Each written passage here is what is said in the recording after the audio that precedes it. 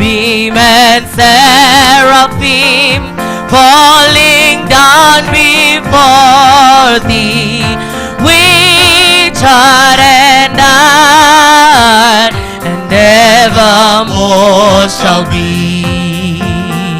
Holy, holy, holy, though the darkness hide thee, though the eye of sinful man thy glory may not see. Only thou art holy, there is none besides thee, perfect in power, in love and purity. Holy, holy, holy, Lord God Almighty, all thy works shall praise thy name in earth and sky and sea. Holy, holy, holy, merciful and mighty, God in three persons, blessed Trinity. Surely God, you are so wonderful. You are excellent. We are awesome, O Jehovah God, and great is your holy name. We adore you this morning for your goodness unto us, bringing us to this Sunday, the 19th Sunday of June 2022.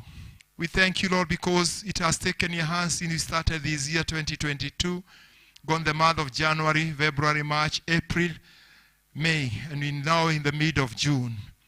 Want to thank you. It has taken your hand. And even giving us this morning to come to worship you. As we do all the activities in this service, the second service, oh God, how, Lord, we pray that your name shall be exalted. Let us hear from you as you speak to us. Listen to us as we tell you, Jehovah, and teach us your ways as we await your second coming. Bless us all together. In Jesus' name we pray. I welcome you this morning in this morning service, a service that we'll be having, a baptism service. The Lord be with you. We have come together, the people of God, drawn by His Spirit, longing for His word, to share His gracious news of grace, to pray for our needs and the pains of the world, to rejoice in His love and be sent in His peace. We are heirs of the Father, renewed with the Spirit. I tell you, there will be more rejoicing in heaven over one sinner who repents than over 99 righteous persons who do not need to repent.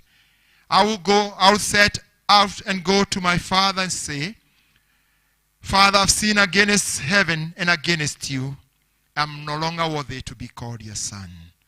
Brothers and sisters, if we say we have no sins, we deceive ourselves, and the truth is not with us.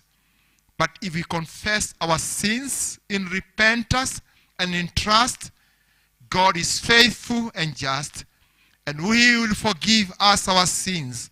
So all of us, as we get seated, let us confess our sins to Almighty Father, all together saying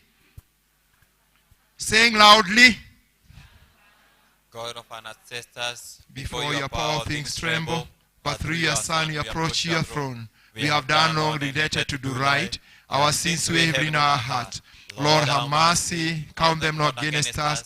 Grant us joy, forgiveness. Enlighten our hearts with the glory of Christ, who died and rose for us again. Amen.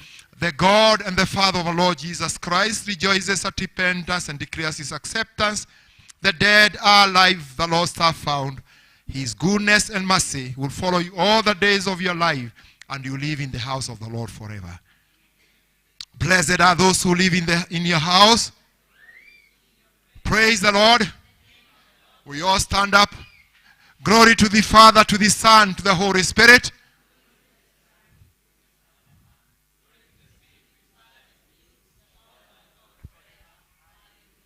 We all join together joyfully as we sing, I'll enter his gates with thanksgiving. I will enter his gates with thanksgiving in my heart. I will enter his courts with praise. I will say this the day that the Lord has made. I will rejoice for he has made me glad. I will enter his gates with thanksgiving in my heart. I will enter his courts with I will say this the day that the Lord has made. I will rejoice. For he has made me glad. Oh, he has made me. Oh, he has made me glad. I will rejoice for he has made me glad. He has made me glad. He has made me glad. I will rejoice for he has made me glad. He has made us. We are glad. We thank you, Jesus. Oh, he has made us glad. He has made us glad. We will rejoice for he has made us. I will enter his gates with thanksgiving in my. Kidogo wainaina tudansia Mungu. Munasema tu we are glad and you are sold down. Hey people, come on. Once again, wainaina waoneshe. I will enter his gates with thanksgiving in my heart. Enter his courts. Oh, will say that the Lord has made. I will rejoice for he has made me. I will enter his gates with thanksgiving in my heart. Enter his courts. Oh, will say the name of the Lord. I will rejoice.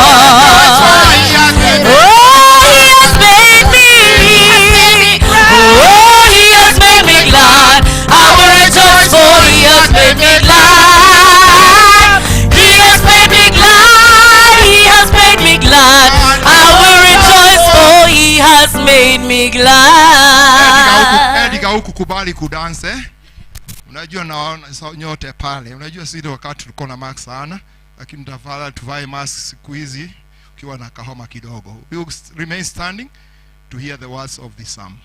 The reading of the psalm.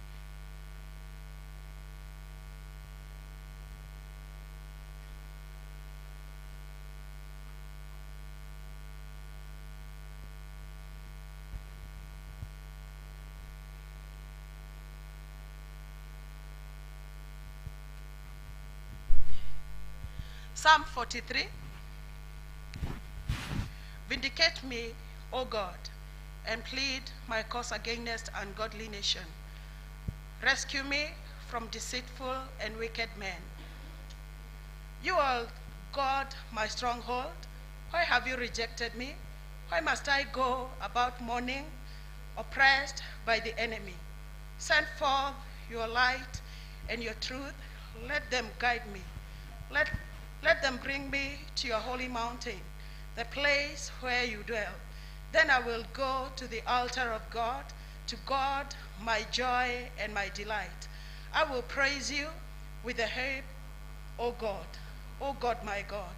Why are you downcast, O my soul? Why so disturbed within me? Put your hope in God, for I will yet praise him, my Savior and my God. Glory to the Father, the Son, and the Holy Spirit, as it was in the beginning, it is now, and shall be forevermore. Amen. We get seated to hear our first reading.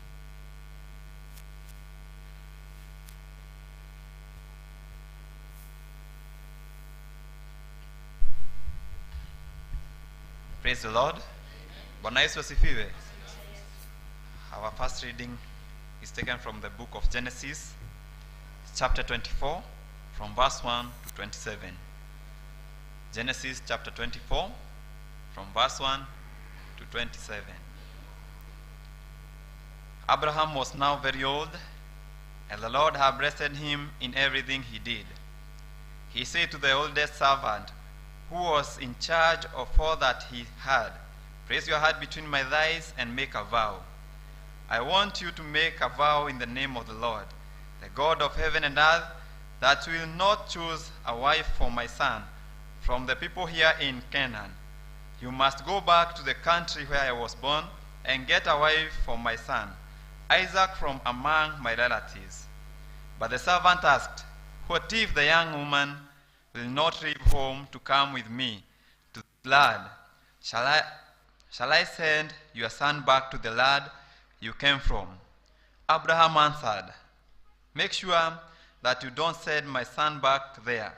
The Lord, the God of heaven, brought me from the home of my father and from the land of my relatives, and solemnly promised me that he would give this land to my descendants.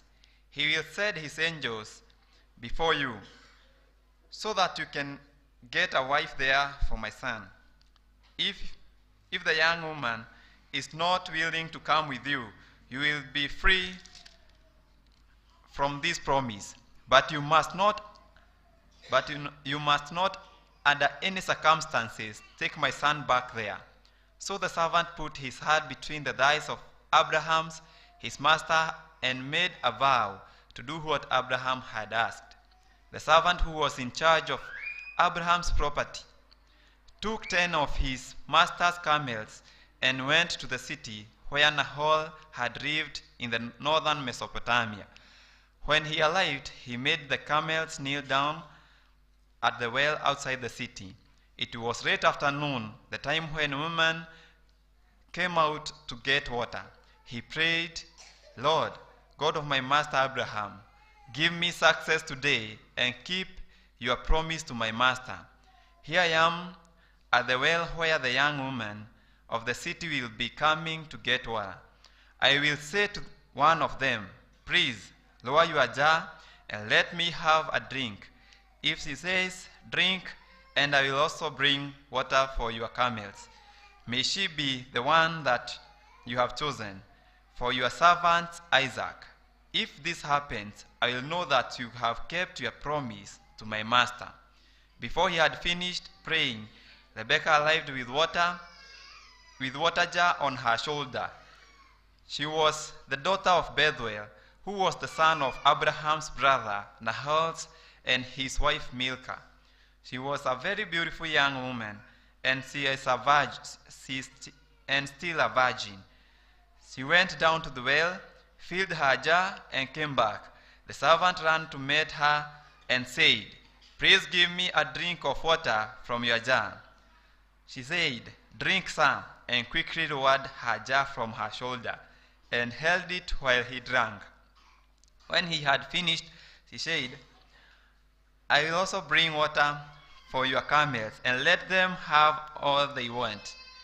She quickly emptied her jar into the animals drinking through and ran to the well to get more water until she had watered all his camels.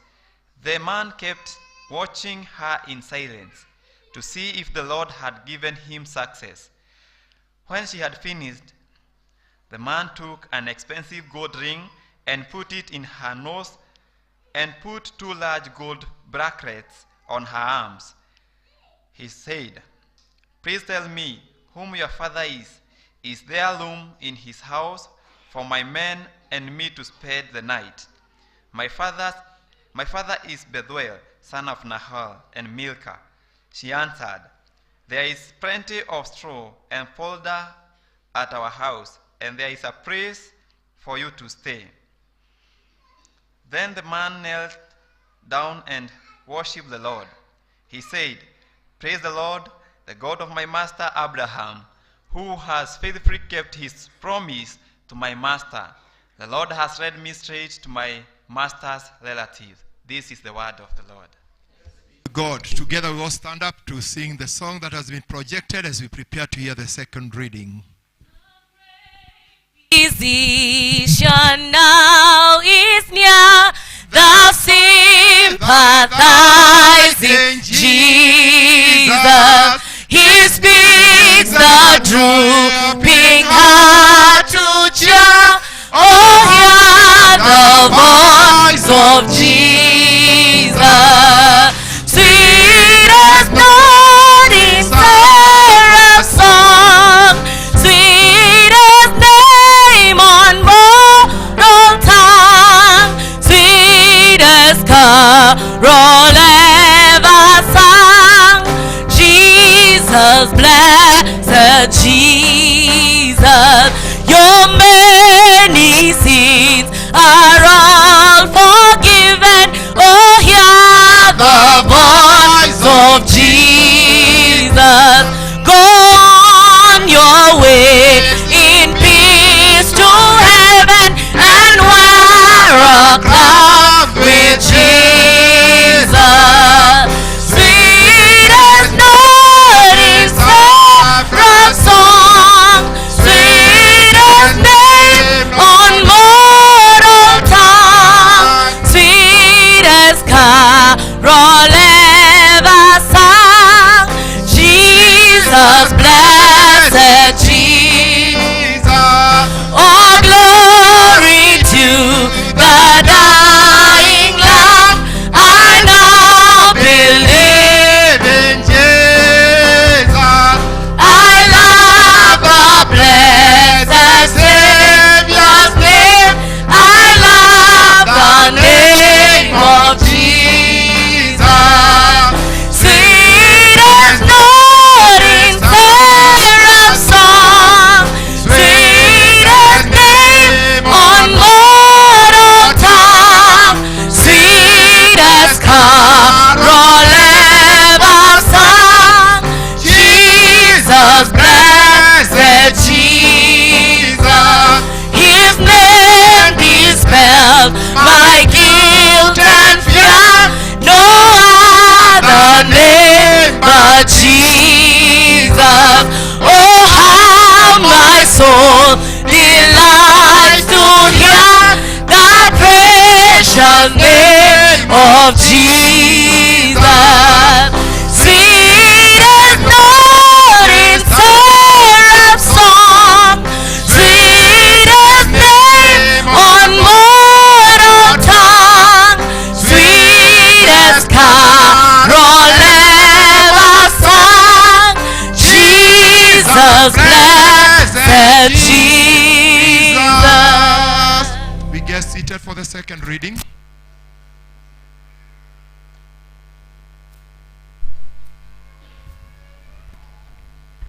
Good morning.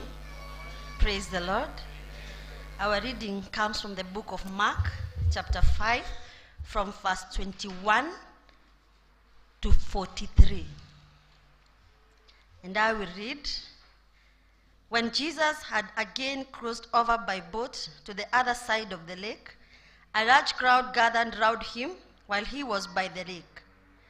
Then one of the synagogue rulers, named Jairus, came there. Seeing Jesus, he fell at his feet and pleaded earnestly with him, "My little daughter is dying. Please come and put your hands on her so that she will be healed and live." So Jesus went with him. A large crowd followed and pressed around him. And a woman was there who had been subjected to bleeding for 12 years. She had suffered a great deal under the care of many doctors and had spent all she had. Yet instead of getting better, she grew worse. When she heard about Jesus, she touched his cloak because she thought, "If I just touch his clothes, I will be healed." Immediately her bleeding stopped, and she felt in her body that she was freed from her suffering. At once, Jesus realized that power had gone out from him. He turned around in the crowd and asked, "Who touched my clothes?" "You see the people crowding against you," his disciples answered, "and yet you can ask, 'Who touched me?'" But Jesus kept looking around to see who had done it. Then the woman, knowing what had happened to her, came and fell at his feet, and trembling with fear, told him the whole truth. He said to her, "Daughter, your faith has healed you. Go in peace and be freed from your suffering." While Jesus was still speaking, some men came from the house of Jairus, the synagogue ruler. "Your daughter is dead," they said. "Why bother the teacher anymore?" Ignoring what they had said, Jesus told the synagogue ruler, "Do not be afraid, just believe." He did not let anyone follow him except Peter, James, and John, the brother of James. When they came to the home of the synagogue ruler, Jesus saw a commotion with people crying and wailing loudly. He went in and said to them, "Why all this commotion and wailing? The child is not dead, but asleep." But they laughed at him. After he put them all out, he took the child's father and mother and the disciples who were with him and went in where the child was. He took her by the hand and said to her, "Talitha koum," which means, "Little girl, I say to you, get up." Immediately the girl stood up and walked around. She was 12 years old. At this, they were completely astonished. He gave strict orders, "Do not let anyone know about this," and told them to give her something to eat. That's the word of God. Thanks be to God. We'll ask the choir, the youth, to come and present a number. The youth to come and present a number. The youth, quickly present a number.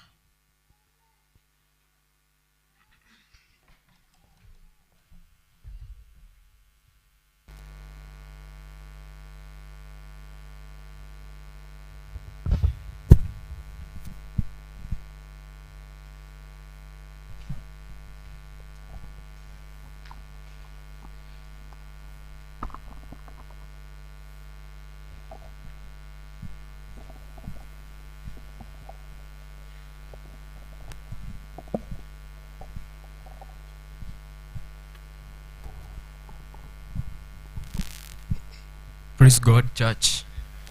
Praise God once more. We are the youths, and we have a song. Sitaabudu miungu mingine iliyo na mifano yeyote. Sitapiga magoti yangu nisujudu. Nitakusanya sadaka zangu ziwe manukato kwa Yesu, astahili sifa. Sitaabudu miungu mingine iliyo na mifano yeyote. Sitapiga magoti yangu nisujudu.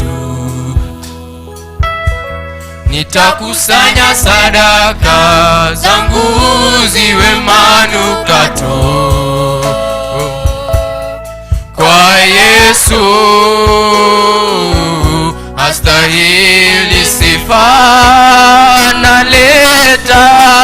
Naleta sadaka za sifa kwako Bwana. Heshima na mamlaka zipo. Oh, mtakatifu, mtakatifu, mtakatifu, nakuita mtakatifu. Oh Yesu, wewe mtakatifu. Oh, naleta sadaka za sifa kwako Bwana. Heshima na mamlaka, heshima na mamlaka zipokee. Oh, mtakatifu, mtakatifu, mtakatifu, nakuita mtakatifu. Oh Yesu, wewe mtakatifu.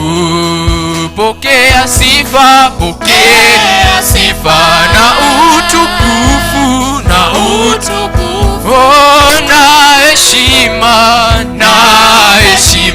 ni zako Bwana. Bwana, pokea sifa, oh, na utukufu, oh, na heshima zako Bwana, Bwana.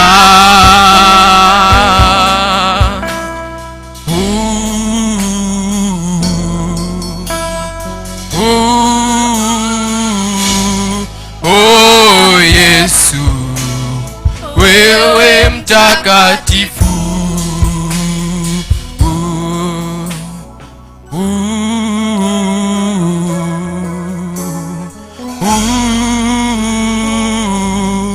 Oh Yesu, wewe mtakatifu. Asanteni sana.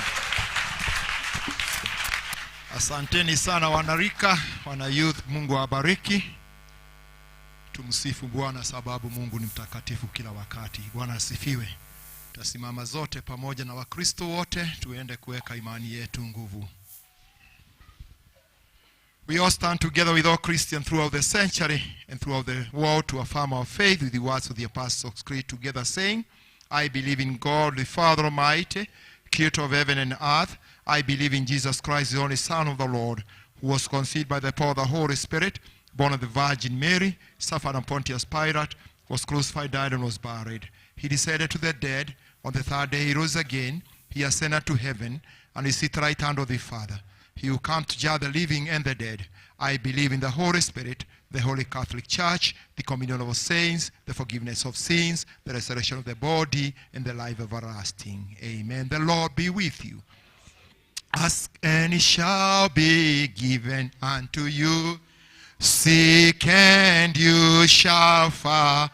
I knock and the door shall be opened unto you. Hallelujah, hallelujah, hallelujah,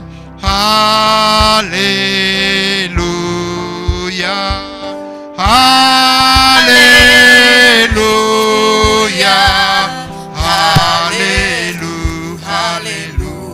hallelujah. And as our Savior taught us, we are bold to pray together, saying, Our Father art in heaven, hallowed be your name. Your kingdom come, your will be done on earth as in heaven.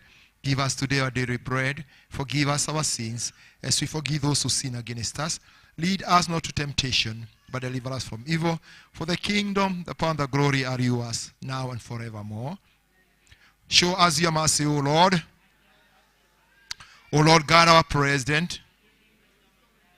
May your ministers serve you faithfully in the valleys of the shadow of death, like trees planted by the waterside. Send us out as the salt of the earth. May the earth be filled with your glory. Prayer for the day.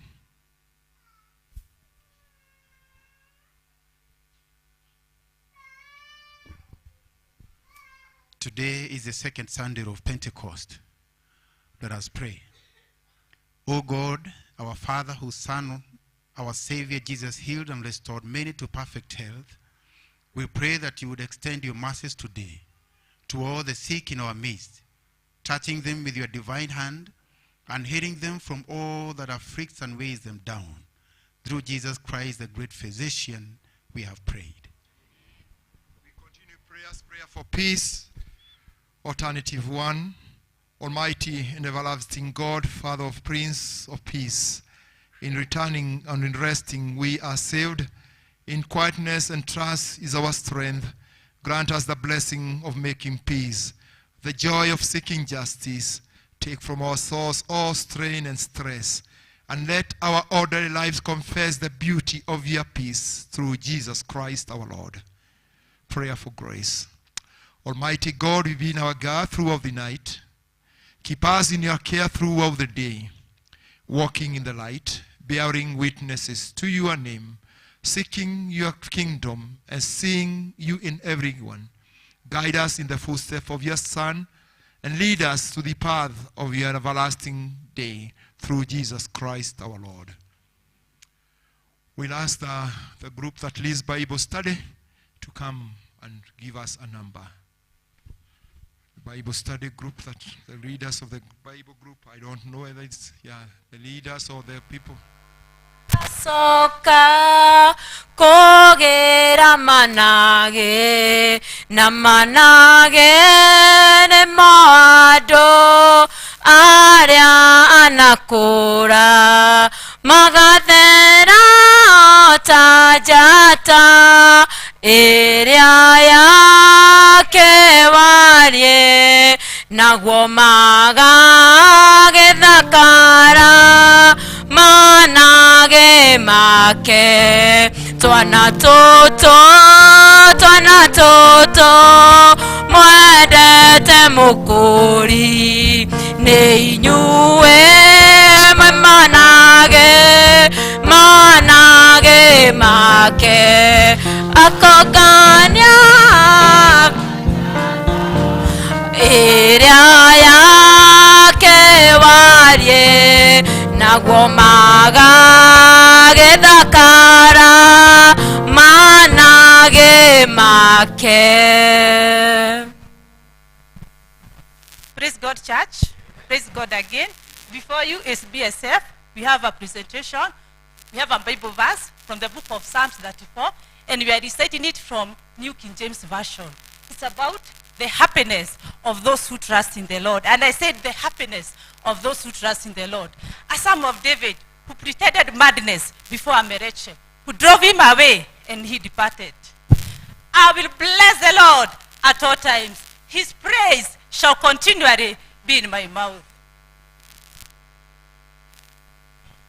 My soul shall make its boast in the Lord. The humble shall hear of it and be glad. Oh, magnify the Lord with me, and let us exalt his name together. I sought the Lord, and he heard me, and he delivered me from all my fears. They looked at him, and they were radiant, and their faces were not ashamed. This poor man cried out, and the Lord delivered him out of all his fears. The angel of the Lord encamps all around those who fear him, and delivers them.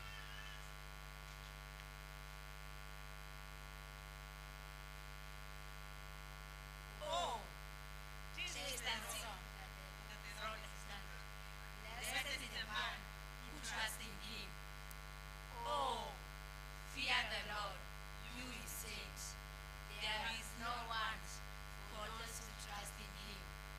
The young lions lack and suffer hunger, but those who trust in the Lord shall not lack any good thing.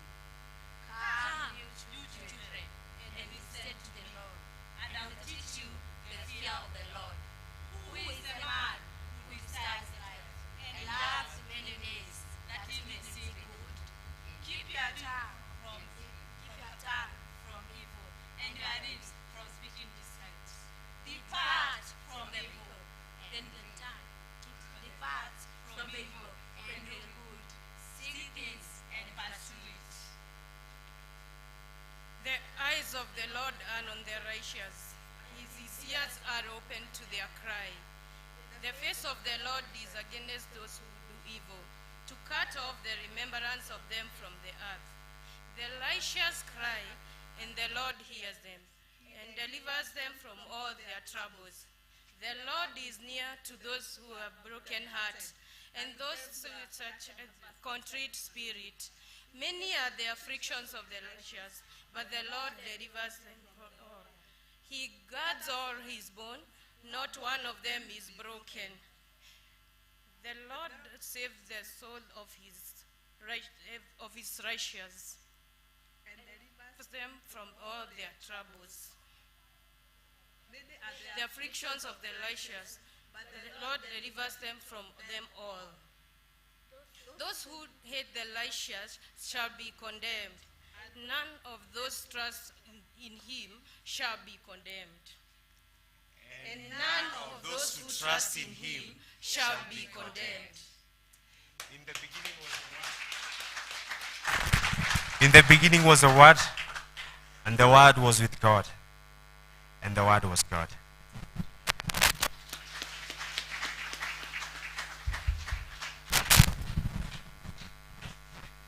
Bwana asifiwe. We encourage all of them to join Bible Study Fellowship. It happens every third Sunday of the month.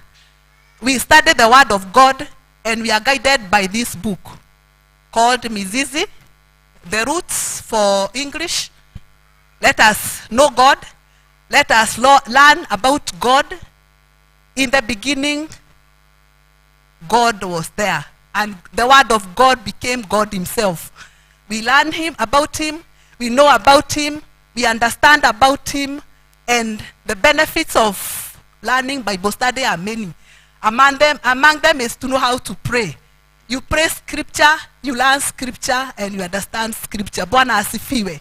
So all of us, let's all join in the school grounds. Please come all of us. Let's know God. Bwana asifiwe. Amen.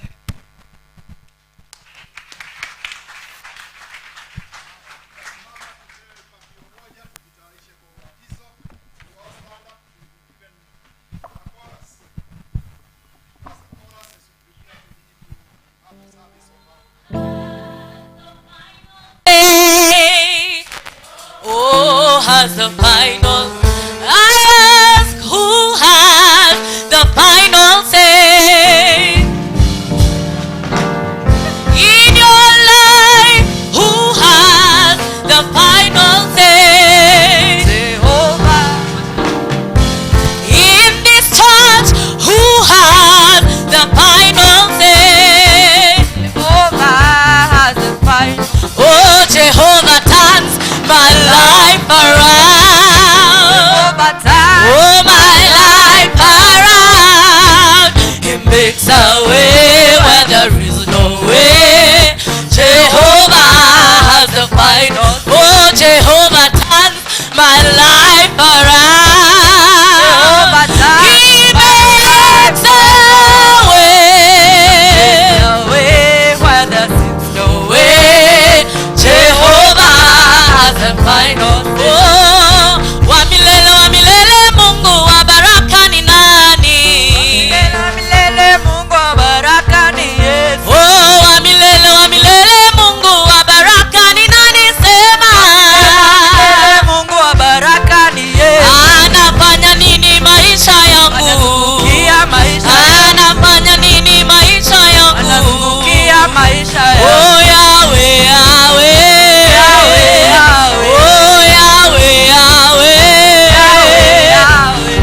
Wa milele Mungu wa baraka ni nani? Wa milele Mungu wa baraka ni Yesu. Oh, wa milele Mungu wa baraka ni nani? Sema.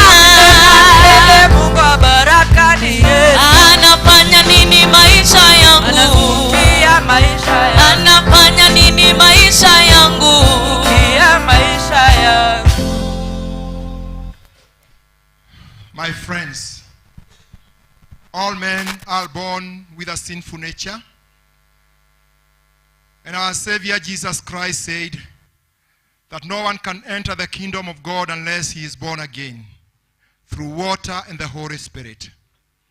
So let us pray to God, the Father, through our Lord Jesus Christ, that by his great mercy, he will give to these children what cannot be given by birth, that they may be baptized with water and the Holy Spirit and enter and become active members of Christ's body church.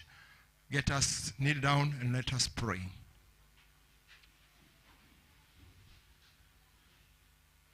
Almighty and everlasting God, in your great mercy, you saved Noah and his family in the ark from being drowned in the flood. And you also led the children of Israel safely through the Red Sea to give us a picture of your holy baptism. And by the baptism of your beloved Son, Jesus Christ, in the river Jordan, you made water a symbol of washing away the sins. Now, gracious Lord, we pray that you will look mercifully to these children, wash them, and make them pure with the Holy Spirit, that they may be saved from your wrath and be received into the ark of Christ's church, so firm in faith, joy, hope, and love, that they may pass through the waves of this troubled world, and by the end to come the land of the everlasting life, to reign with you forever through Jesus Christ our Lord.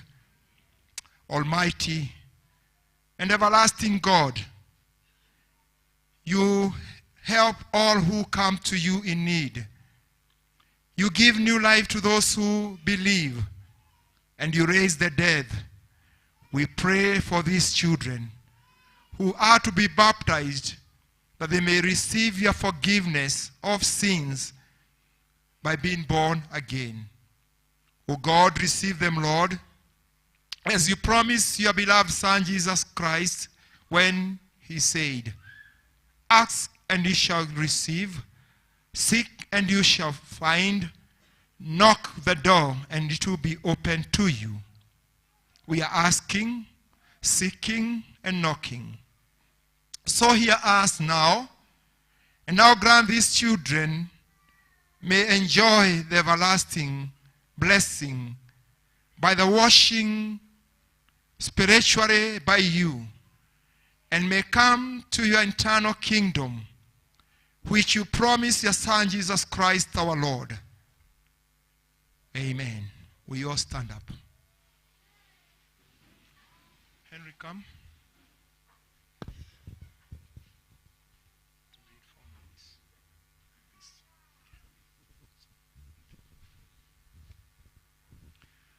Listen to the Gospel of St. Mark, chapter 10, beginning at verse 13.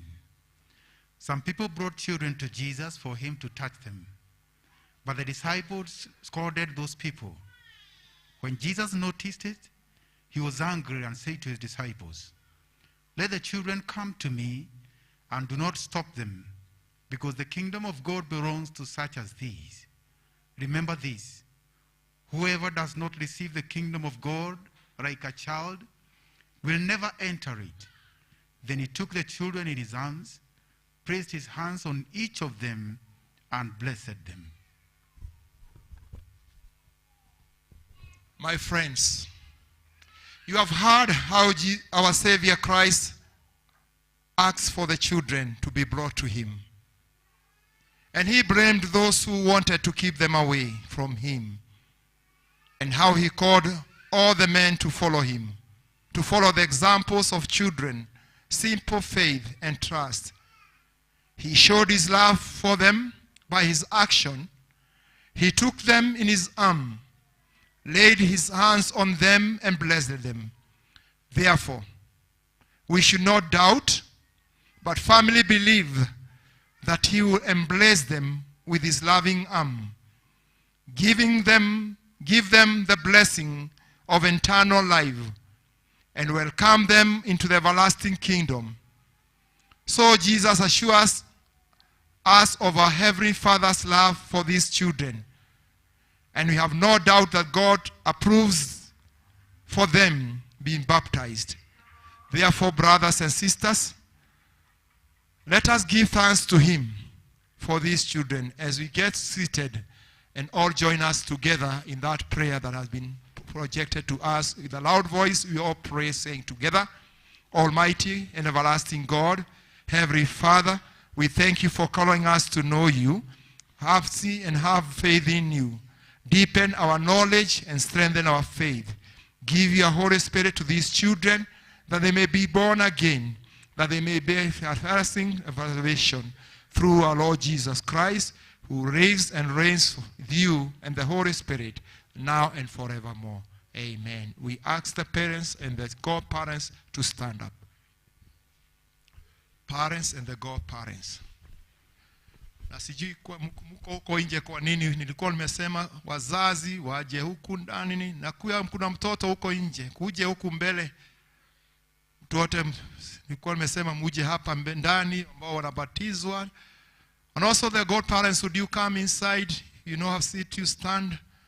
Mko huko nje mkifanya. Tulisema watoto wote wanabatizwa wakuje ndani. Msimame.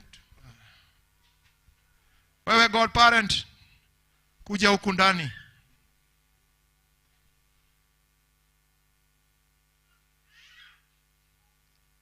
Unaweza simama tu hapo, mnaweza simama hapo.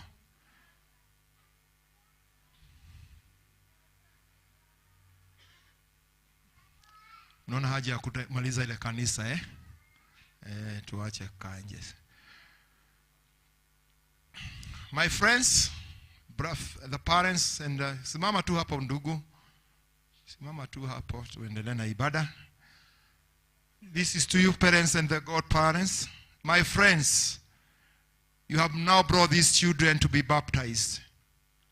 And you have prayed that our Lord Jesus Christ will receive them, forgive them, and make them holy and the Spirit. Give them the kingdom of heaven and everlasting life.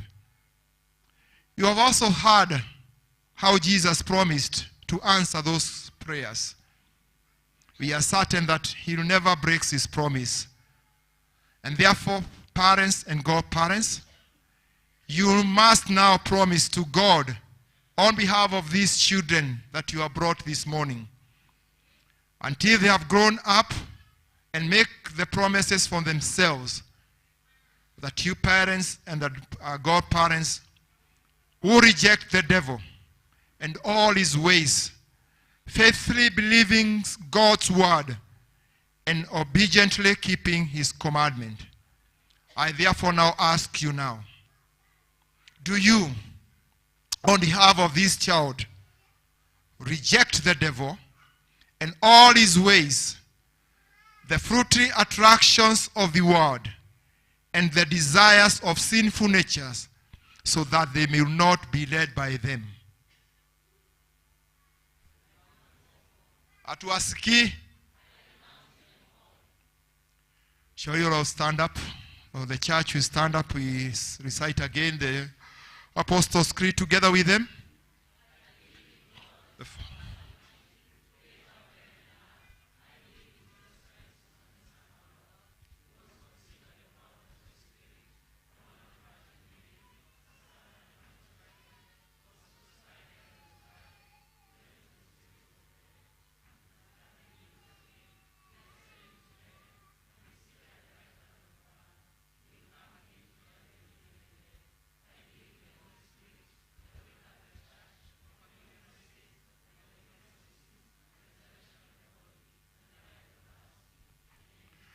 The rest of the congregation sit down. We remain with these parents and godparents.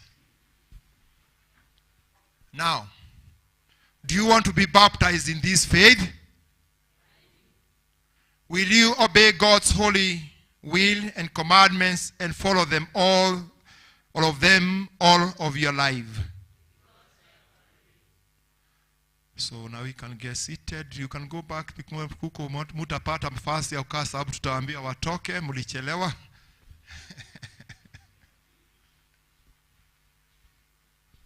There is power,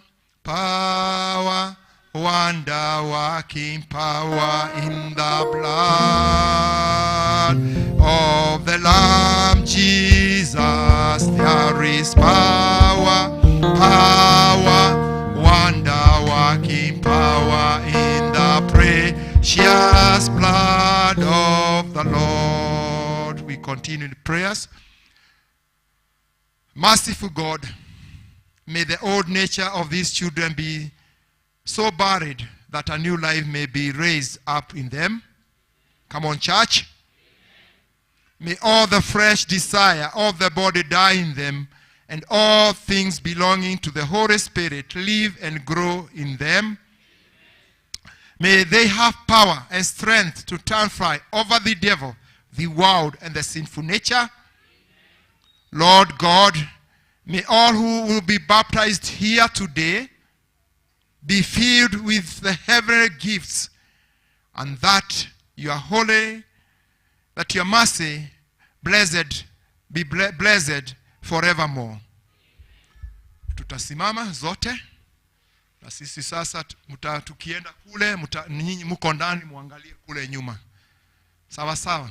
Sasa tutakuwa tukiimba wimbo, tuongoze wimbo mmoja ndipoza tuende pale nyuma na na sifa twakupa, e Bwana, heshima na sifa pokea milele. Heshima na sifa twakupa, e Bwana, heshima na sifa pokea milele. Heshima na sifa twakupa, e Bwana, heshima na sifa pokea milele. Waweza, watosha, e mwamba imara, heshima na sifa pokea milele. Shall we continue in prayers? Almighty and ever-living God, your dear Son Jesus Christ shed from his side both water and blood for the forgiveness of sins. He also commanded his followers that they should go and teach all nations and baptize them in the name of the Father, Son, and the Holy Spirit. Hear the prayers of these your people, O God, that this water may become a symbol of spiritual washing away of sins. Grant that these children, now to be baptized in it, may receive the fullness of your grace and always remain with them among your chosen, and be faithful children through Jesus Christ our Lord. We now bless this water to be a symbol of our outward sign, so that it may come a blessing of a new belief in a new inside faith of baptism. In the name of the Father, Son, and the Holy Spirit. Yes, we are many. And so we will come one by one. The parents will give the children to the godparents. And then the parents will go, remain standing on the altar. And then one by one, we don't want to be squeezed. You see our churches, because muko kule mbele, mtakuja godparent anamleta mmoja, wazazi wanakaa pale mbele, wanagoja pale mbele. Sasa mjipange vile mtakuja na msisukumane. Evangelist kwenda wasaidie pale. Weka wimbo kidogo. All the other gods, they are the works of man, but you are the most high God. There is none like all the others. Wazazi mnaenda pale mbele. Parents wanakuja. Na sio wote, mtoto wako akuja hapa, ndio unaenda pale mbele. Na msisukumane tafadhali. Oh Jehovah, you are the most high. The most high God. Oh Jehovah. Hapana wewe, hapana. Sijasema hivyo. Sijasema hivyo. Mtoto wako hajabatizwa, usiende pale mbele. Tunapobatiza mtoto wako ndio unaenda mbele. You are the most high God. Excuse me, hata mzazi pia kuje hapa, sababu tutaingia zote ndio tukaweke msalaba. Kwa hivyo hata mzazi anakuja na mtoto wake na msimamizi wake hapa. So mpange line moja hapo mzuri, na tuendelee, tusikize sasa, tuendelee. Can we concentrate now? We are starting the service of baptism. Wacha kupiga kelele, unapiga kelele na wasikia mnapiga kelele.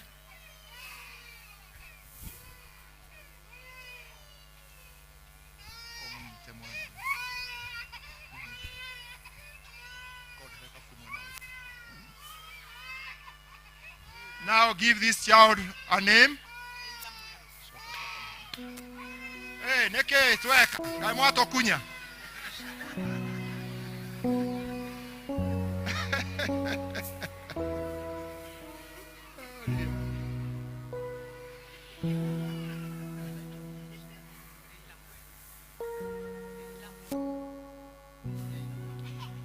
Aya, sasa tuendelee. Era moiro. Songa staki mwanga kwa maji zako moja. Era moiro, I baptize in the name of the Father, Son, and the Holy Spirit. Next. Na kanisa tunasema amen. Patie mtoto jina.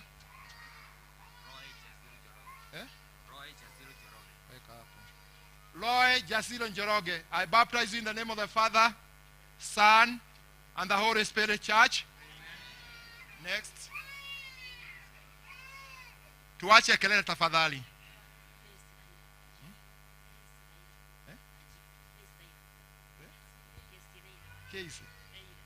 Keise Leila Wanjiko. I baptize you in the name of the Father, Son, and the Holy Spirit. Musiende mkae hapo. Tafadhali tuache piga kelele, tuache tu watoto walie. Give this child a name. Dorcas Keman. Dorcas Wamboi Kemani. I baptize you in the name of the Father, Son, and the Holy Spirit. Church.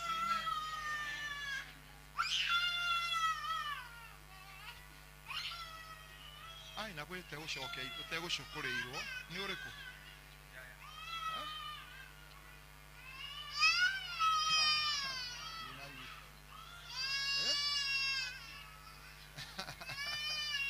Sire, give this child a name. Ruben Kenya Ajui. I baptize you in the name of the Father, Son, and the Holy Spirit. Come on, church.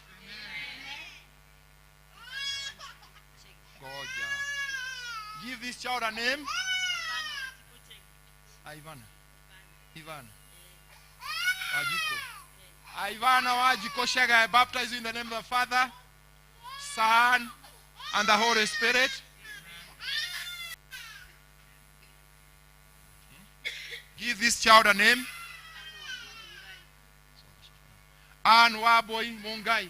I baptize you in the name of the Father, Son, and the Holy Spirit.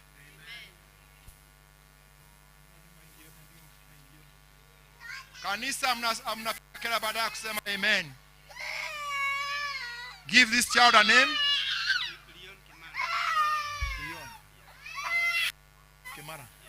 Leon Kemara. I baptize you in the name of the Father, Son, and the Holy Spirit. Come on, church. Next. Give this child a name.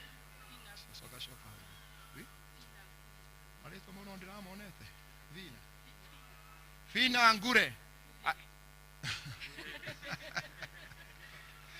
Fina Guhe. I baptize you in the name of the Father, Son, and the Holy Spirit. Come on, church.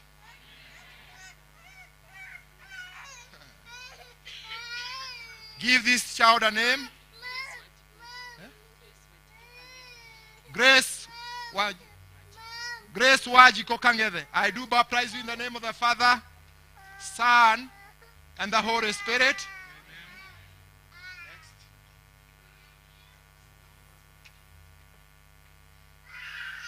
Wewe waamina no mwirire muigire mutiokana gokoja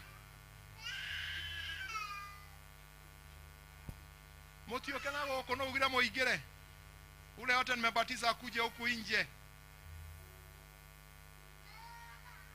kaja ndigo kuonete haha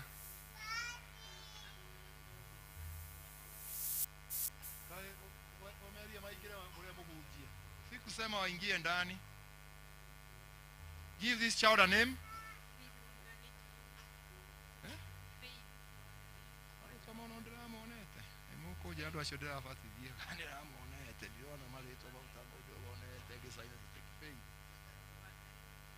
Faith Wagare Joroge. I do baptize you in the name of the Father, Son, and the Holy Spirit. Amen. Come on, church. Amen. Next.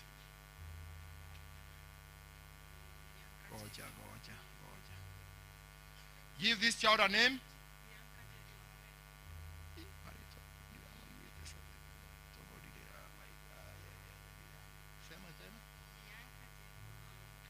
Bianca Jerry Wamwere. I do baptize you in the name of the Father, Son, and the Holy Spirit. Come on, church.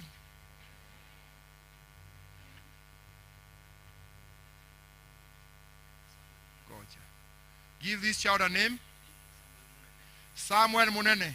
I baptize you in the name of the Father, Son, and the Holy Spirit. Come on, church.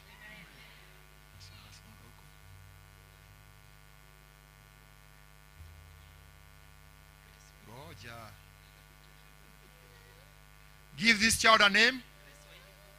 Grace Wairimu. I baptize you in the name of the Father, Son, and the Holy Spirit. Come on, church.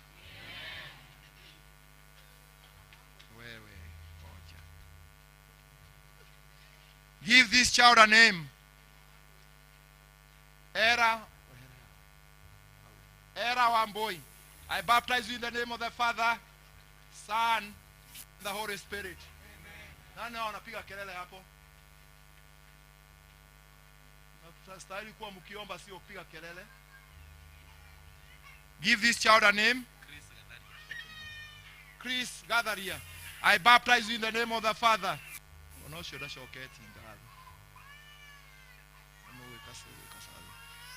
Son, and the Holy Spirit. Come on, church. Next.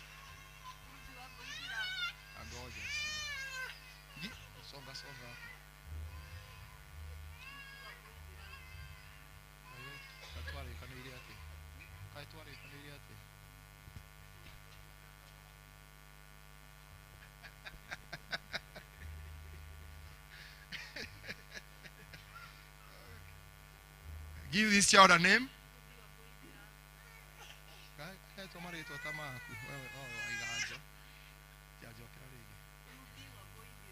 Ruby Wago Idirago.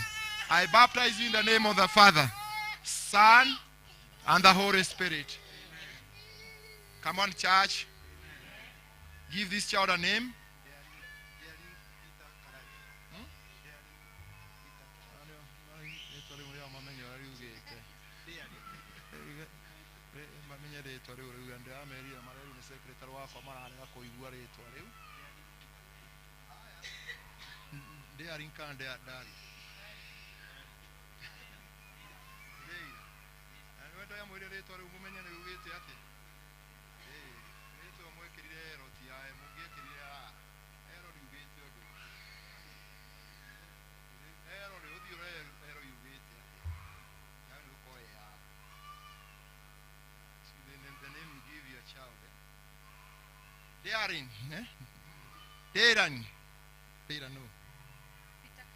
Deran Peter Karaja. I now baptize you in the name of the Father, Son, and the Holy Spirit. Next. Give this child a name. Blessing Waja. I do baptize you in the name of the Father, Son, and the Holy Spirit. Kanisa. Now give this child a name. Anthony Karaja Kamau. I baptize you in the name of the Father, Son, and the Holy Spirit. Na nyinyi mnapiga kelele msemi amen. Nyinyi mnapiga kelele hapo. Wewe mama, wewe muache kelele. I give this child a name. Caroline Wajiroshi. Caroline Rogoroshi. I baptize you in the name of the Father, and Son, and the Holy Spirit. Amen. The church?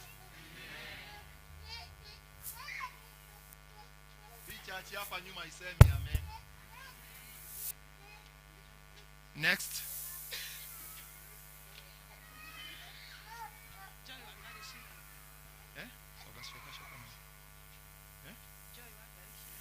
Joy Wangare Shira.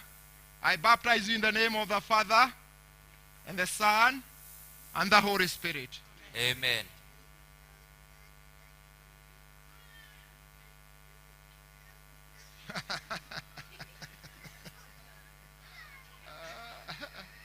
Wewe ulifanya kuwe mkubwa. Unaona sasa?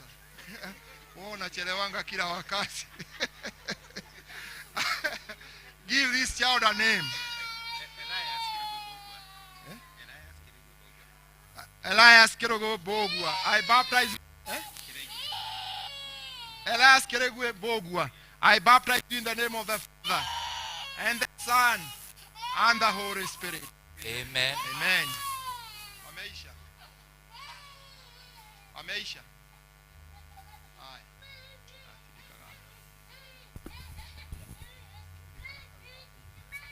Haya. Sasa tukienda mtaangalia mbele. Dakanile ya majeri ile you sing in Kikuyu or Kizungu. Wapi huyo alienda wapi waligia? Weko waligia.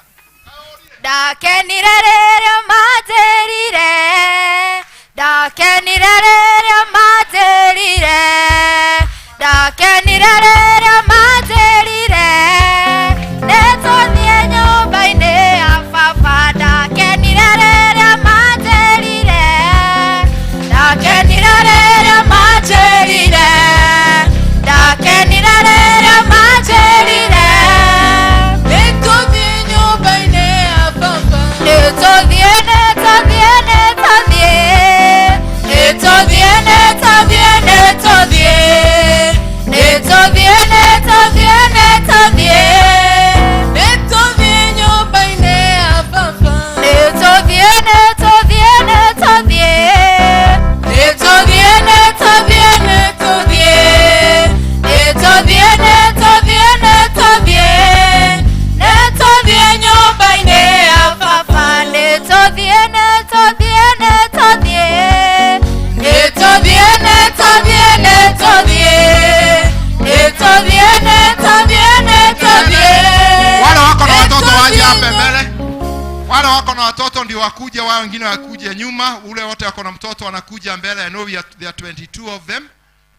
If they have increased because I had some name I had not seen when signing the certificate.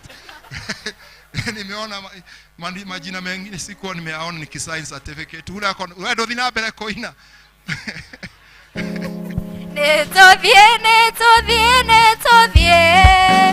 Neto viene, neto viene, neto viene. Neto viene, neto viene, neto viene. Neto viene, baine afafa. Dago shirare materire. Dago shirare materire. Dago shirare materire. Neto viene, baine afafa. Dago shirare materire. Dago shirare materire. Dago shirare materire. Neto viene, baine afafa. Let's continue now. Koja kuja mbele, leta mtoto kidogo mbele. We receive this child into the congregation of Christ, the flock, Christ's flock, and mark this child a sign of cross, that she will never forsake to prophesy of God's loving, that she shall not be ashamed to speak openly of her faith in Christ crucified, to fight bravely under the banner against the sin and the world and the devil, and to continue as Christ's faithful soldier and servant to the end of his life. We all say, Amen. Again, we receive this child in the flock of the church of Christ, and to mark her with a sign of cross, that she never be ashamed to speak openly of her faith in Christ crucified, and to fight bravely under his banner against the sin and the world and the devil, and to continue as Christ's faithful soldier and servant to the end of her life. We now receive this child in the congregation of Christ's flock and mark her a sign of cross, that she never be ashamed to speak openly of her faith in Christ crucified, to fight bravely under the banner against the sin, the world, the devil, and to continue as Christ's faithful soldier and a servant to the end of her life. Church, we receive this child in the congregation of Christ's flock, is he or she, and mark her a sign of openly of his faith in Christ crucified, to fight bravely under the banner against sin, the world, and the devil, and to continue as a faithful soldier and a servant to the end of his life.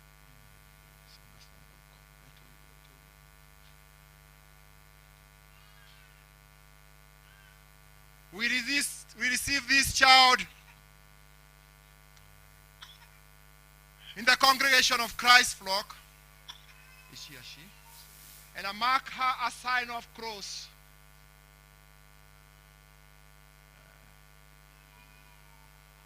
That she'll never be ashamed to speak openly of her faith in Christ crucified, to fight bravely under his banner against sin, the world, the devil, and to continue as Christ's faithful soldier and servant to the end of her life.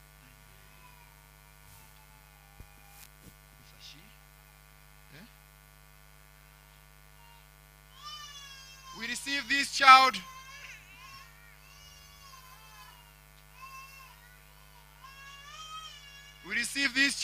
the congregation of Christ, and put a mark of a cross, that she'll never be ashamed to openly testify openly of her faith in Christ crucified, to fight bravely under his banner against sin, the world, and the devil, and to continue as Christ's faithful soldier and servant to the end of her life. We receive this child to the congregation of Christ's flock and mark her a sign of cross, that she'll never be ashamed to testify openly of Christ's faith and Christ crucified, to fight bravely under his banner against sin, the world, and the devil, to continue as Christ's faithful soldier and servant to the end of her life.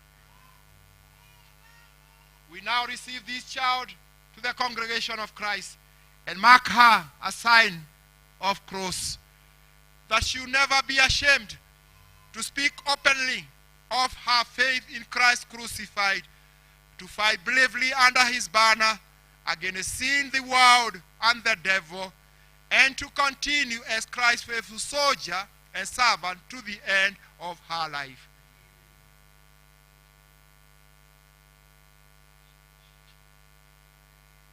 We receive this child to the congregation of Christ's flock and do mark her sign of cross, that she'll never be ashamed to speak openly of her faith in Christ crucified, to fight bravely under his banner against sin, the world, the devil, and to continue as Christ's faithful soldier and servant to the end of her life.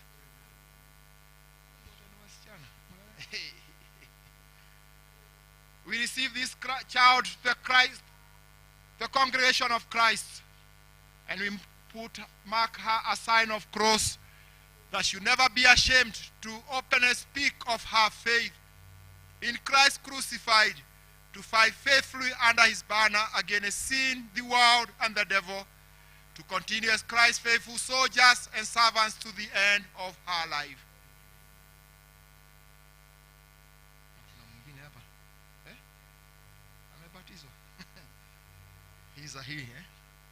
We receive this child to the congregation of Christ And we do mark him a sign of cross, that you never be ashamed to speak openly of his faith in Christ crucified, to fight bravely under his banner against sin, the world, and the devil, and to continue as Christ's faithful soldier and servant to the end of his life. Kanisa mmechoka? We receive this child in the congregation of Christ's flock. Is that he or she? And mark him a sign of cross, that you never be ashamed to speak openly of his faith in Christ crucified, to fight bravely under his banner against sin, the world, and the devil, and to continue as Christ's faithful soldier and servant to the end of his life.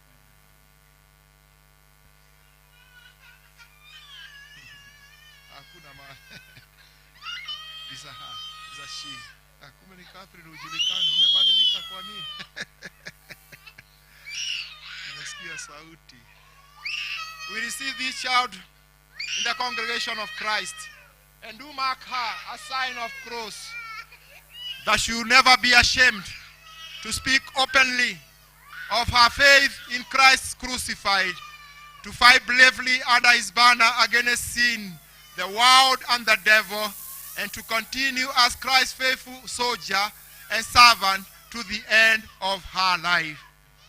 Kanisa mechoka? Yes, we receive this child to the congregation of Christ and mark him a sign of cross.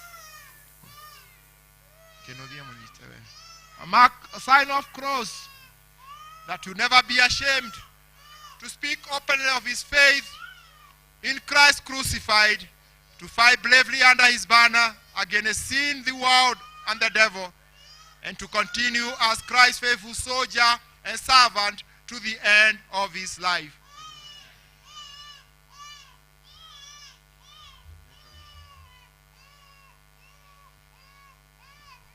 We receive this child in the congregation of Christ and mark her a sign of cross, that she'll never be ashamed to speak openly of her faith in Christ crucified, to fight bravely under his banner against sin, the world, and the devil, and to continue as Christ's faithful soldier and servant to the end of her life.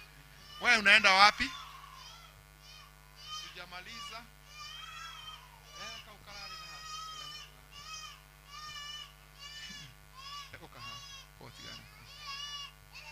We receive this child, the Christ congregation, and mark her sign of cross, that she'll never be ashamed to testify Christ's faith, to openly speak of her faith in Christ crucified, to fight bravely under his banner against sin, the world, and the devil, and to continue as Christ's faithful soldier and servant to the end of her life.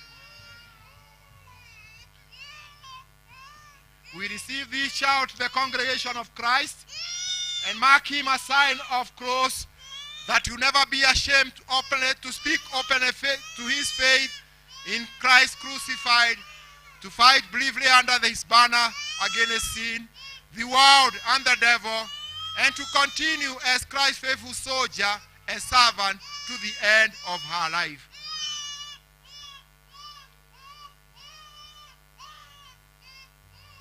We receive this child to the congregation of Christ and mark her a sign of cross, that she'll never be ashamed to testify of Christ crucified and to fight bravely under his banner against sin, the world, and the devil, and to continue as a Christ faithful soldier and servant to the end of her life. Kanisa.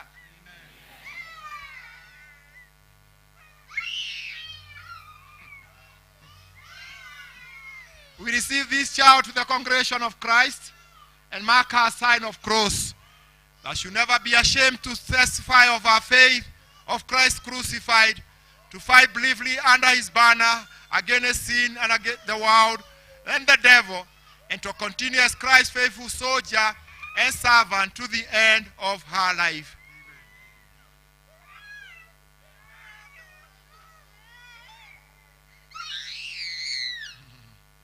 we receive this child to the congregation of Christ, and we mark him a sign of cross, that will never be ashamed to testify his faith of Christ crucified, to fight bravely under his banner against sin, the world, and the devil, and to continue as Christ's faithful soldier and servant to the end of his life.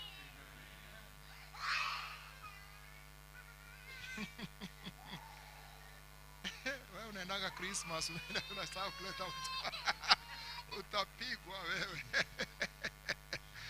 We receive this child, the congregation of Christ, and we mark him across, that you never be ashamed to testify of his faith in Christ crucified, to fight bravely under his banner against sin, the world, and the devil, and to continue as Christ's faithful soldier and faithful servant to the end of his life. Ameisha. We receive this child to the congregation of Christ's flock, and do mark him a sign of cross, that you never be ashamed of to speak openly of his faith in Christ crucified, to fight bravely under his banner against sin and the world and the devil, and to continue as Christ's faithful soldiers and servants to the end of his life. Twasema asante, twasema Asante, asante, ewe Mungu wangu, hakuna Mungu kama wewe, hakuna Mungu kama wewe, hakuna Mungu kama wewe, ewe Mungu wangu, pokea sifa zetu Bwana, pokea sifa zetu Bwana, pokea sifa zetu Bwana, ewe Mungu wangu. My friends, as these children are now born again and now are members of Christ's church, let us all thankful. Let us thank our Almighty God for these blessings and pray that these children may continue forever in the new life which they have begun today. So we'll ask the congregation to sit down. We will not tell you to sit down because you have to stand again and we waste time. So the rest of the congregation may sit down, and all of us, we all join together in the Lord's Prayer. All of us together. Father art in heaven, hallowed be your name. Your kingdom come. Your will be done on earth as in heaven. Give us this day our daily bread, and forgive us our sins, as we forgive those who sin against us. Do not bring us to test, but deliver us from evil. For the kingdom, the power, and the glory are yours, now and forevermore. Amen. Shall we continue? We thank you, merciful Father, because of for you have given new birth to these children through your Holy Spirit, and receive them into the family of your church. May they die to what is wrong and live to what is right. May they be buried with Christ in his death and crucify their sinful nature, and sharing in the death of your Son, that they may also share his resurrection, so that at the end they with all other Christians may inherit your everlasting kingdom through Jesus Christ our Lord, we pray.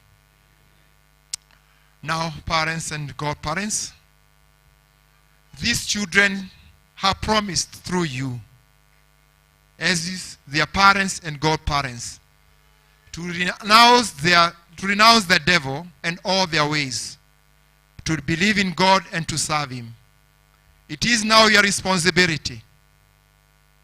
It is your responsibility, parents and godparents, to teach them what is solemn vow and promise that you have made here through you. To help them learn this, you should make sure that they should receive Christians' instruction, and they may learn the Apostles' Creed, the Lord's Prayer, the 10 Commandments, and everything also which they ought to know and believe in order to be true Christians. Remember that baptism is a symbol of our Christian faith, which means that we should follow the examples of our Savior Christ. Just as he died and rose again, so we should also die daily to our sins and rise again to righteousness. And then you must make sure that these children, as soon that they are sufficiently prepared and they have known what they have been ought to know in the catechism of the Anglican Church, that they should be taken to the bishop when they are enough for them to say and to adapt what you have renounced for them. They should be brought to the bishop for confirmation. It's your duty that these children may be taken to know more about God. May God bless you. May you take part as you let these children to grow and be nurtured in the right way. They should die in sin and walk each day in the righteousness and the right of God. May God bless you as you go to sit down as we continue the service. Dakenirere amajerire. Dakenirere amajerire. Dakenirere amajerire. Neto dienyo baine ava. Neto die, neto die, neto die. Neto die, neto die, neto die. Neto die, neto die.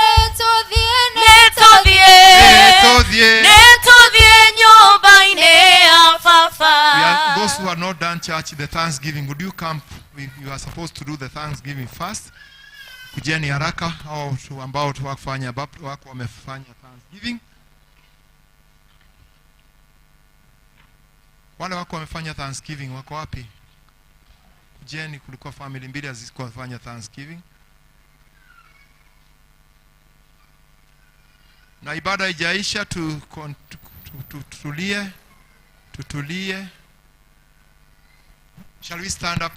Thanksgiving after birth, Rufus, quickly. Do it briefly.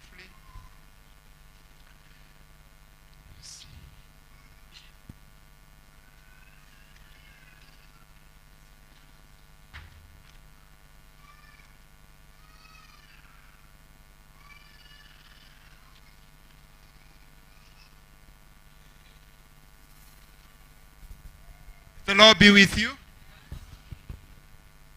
We have come before God to join this family of thanksgiving for blessing them with a gift of child and to grant them protection and safety and delivery. Shall we pray? Kneel down.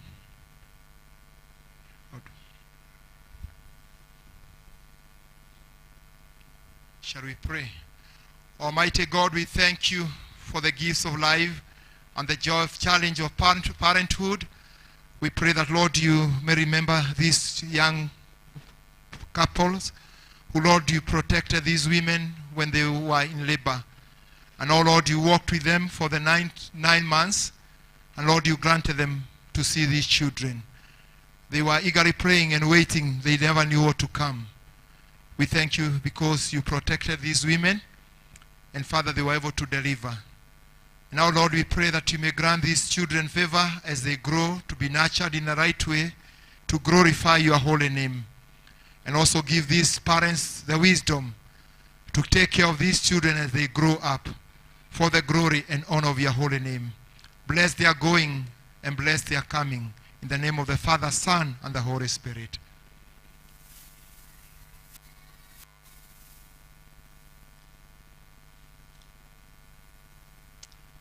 Lord, we thank you for this gift. Bless it as it goes to serve you.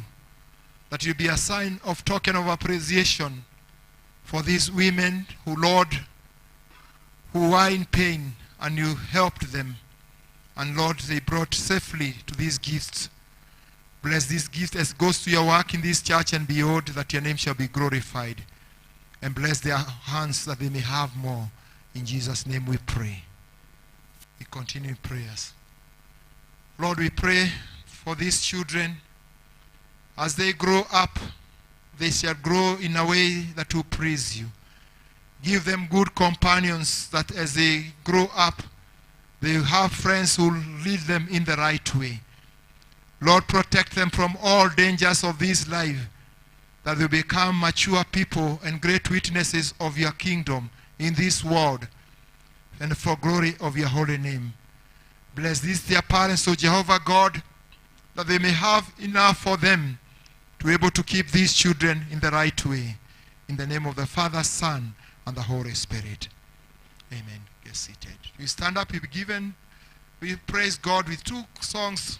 We adore the Lord, and we have some prayers, 2 songs to go before the Lord as we continue the service. Tusimame, wale watuongoza tafadhali, nyimbo 2 3, nipoza tuendelee.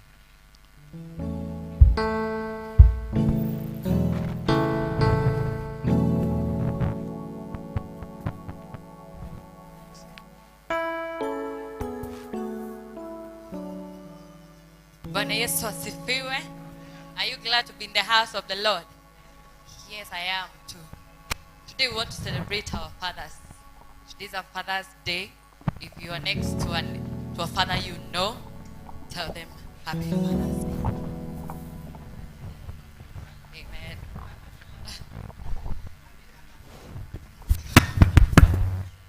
Hallelujah. Let's give a mighty applause to Jesus as we praise him.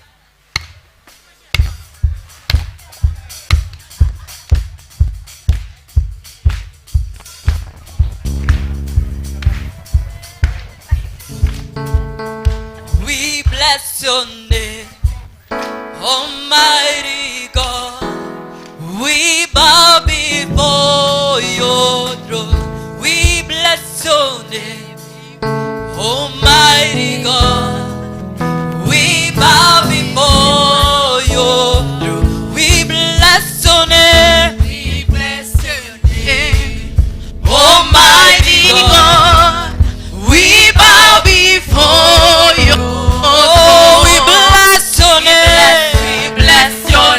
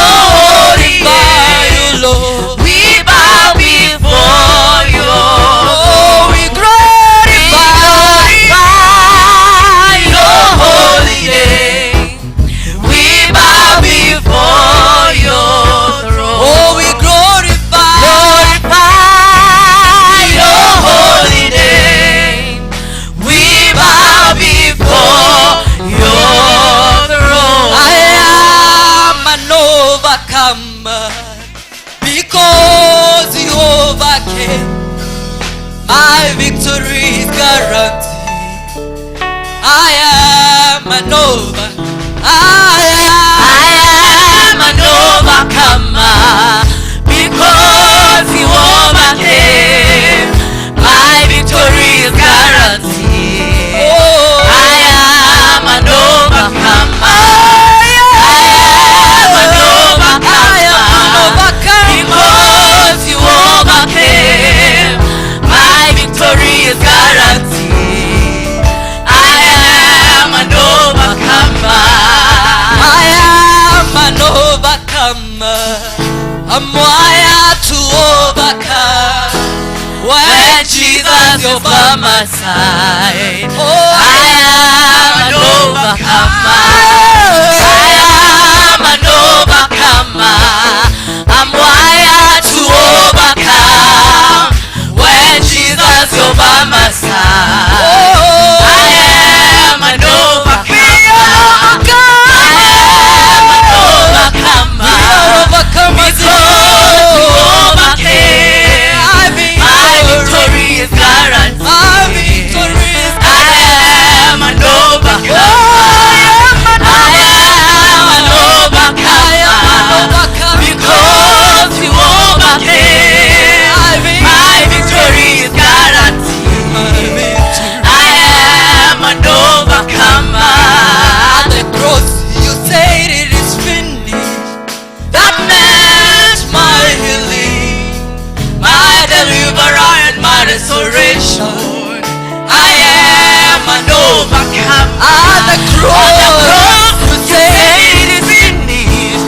That meant my healing, my deliverer and my restoration. I am an overcomer. Are you an overcomer? Say I am an overcomer because you overcame. My victory is guaranteed. I am an overcomer. I am an overcomer. I am an overcomer because you overcame. My victory is guaranteed. I am an overcomer.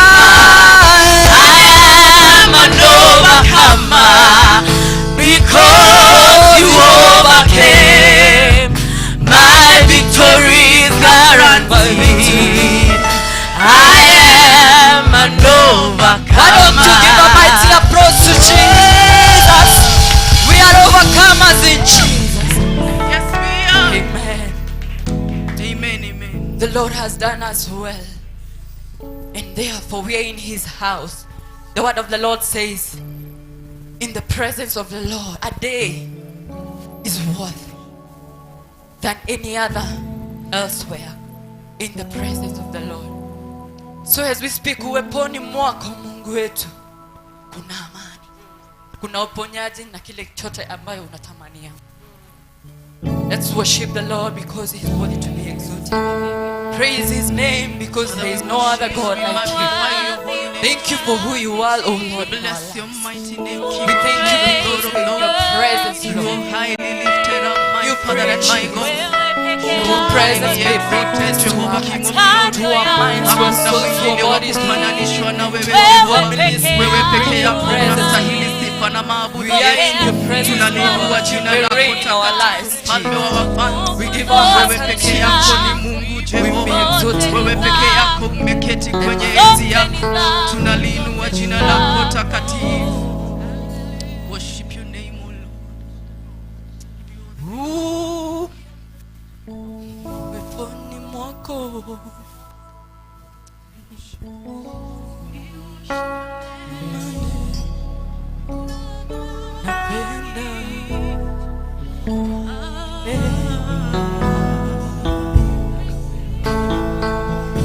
Thank you, Jesus. You wonderful Lord, we praise Your name. We give you all Uweponi mwako kuna amani. Uweponi mwako kuna amani. Wewe unastahili Jehova. We give you all the glory, Lord. Worship you. hakuna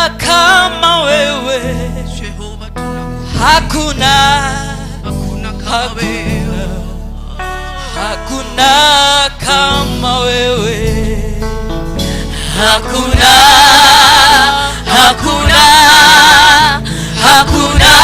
kama wewe, hakuna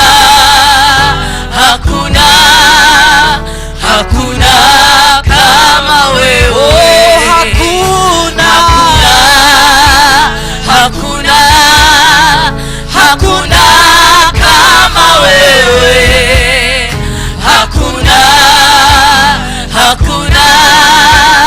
hakuna kama wewe, mwenye uweza na nguvu yote, hakuna kama wewe, amani yako twaiomba, hakuna kama wewe, tuimbe sote,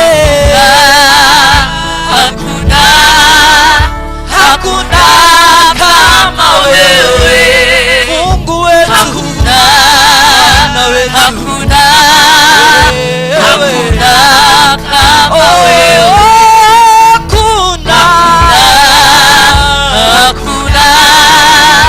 hakuna kama wewe, mwenye nguvu, mwenye urejesho,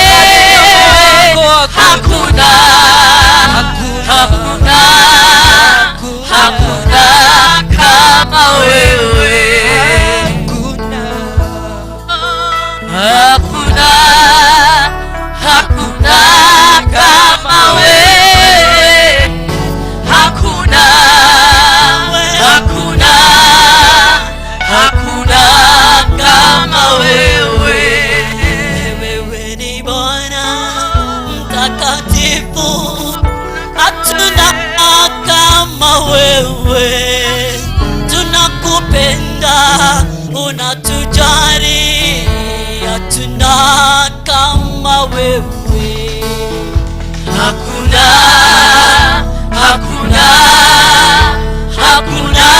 kama wewe, hakuna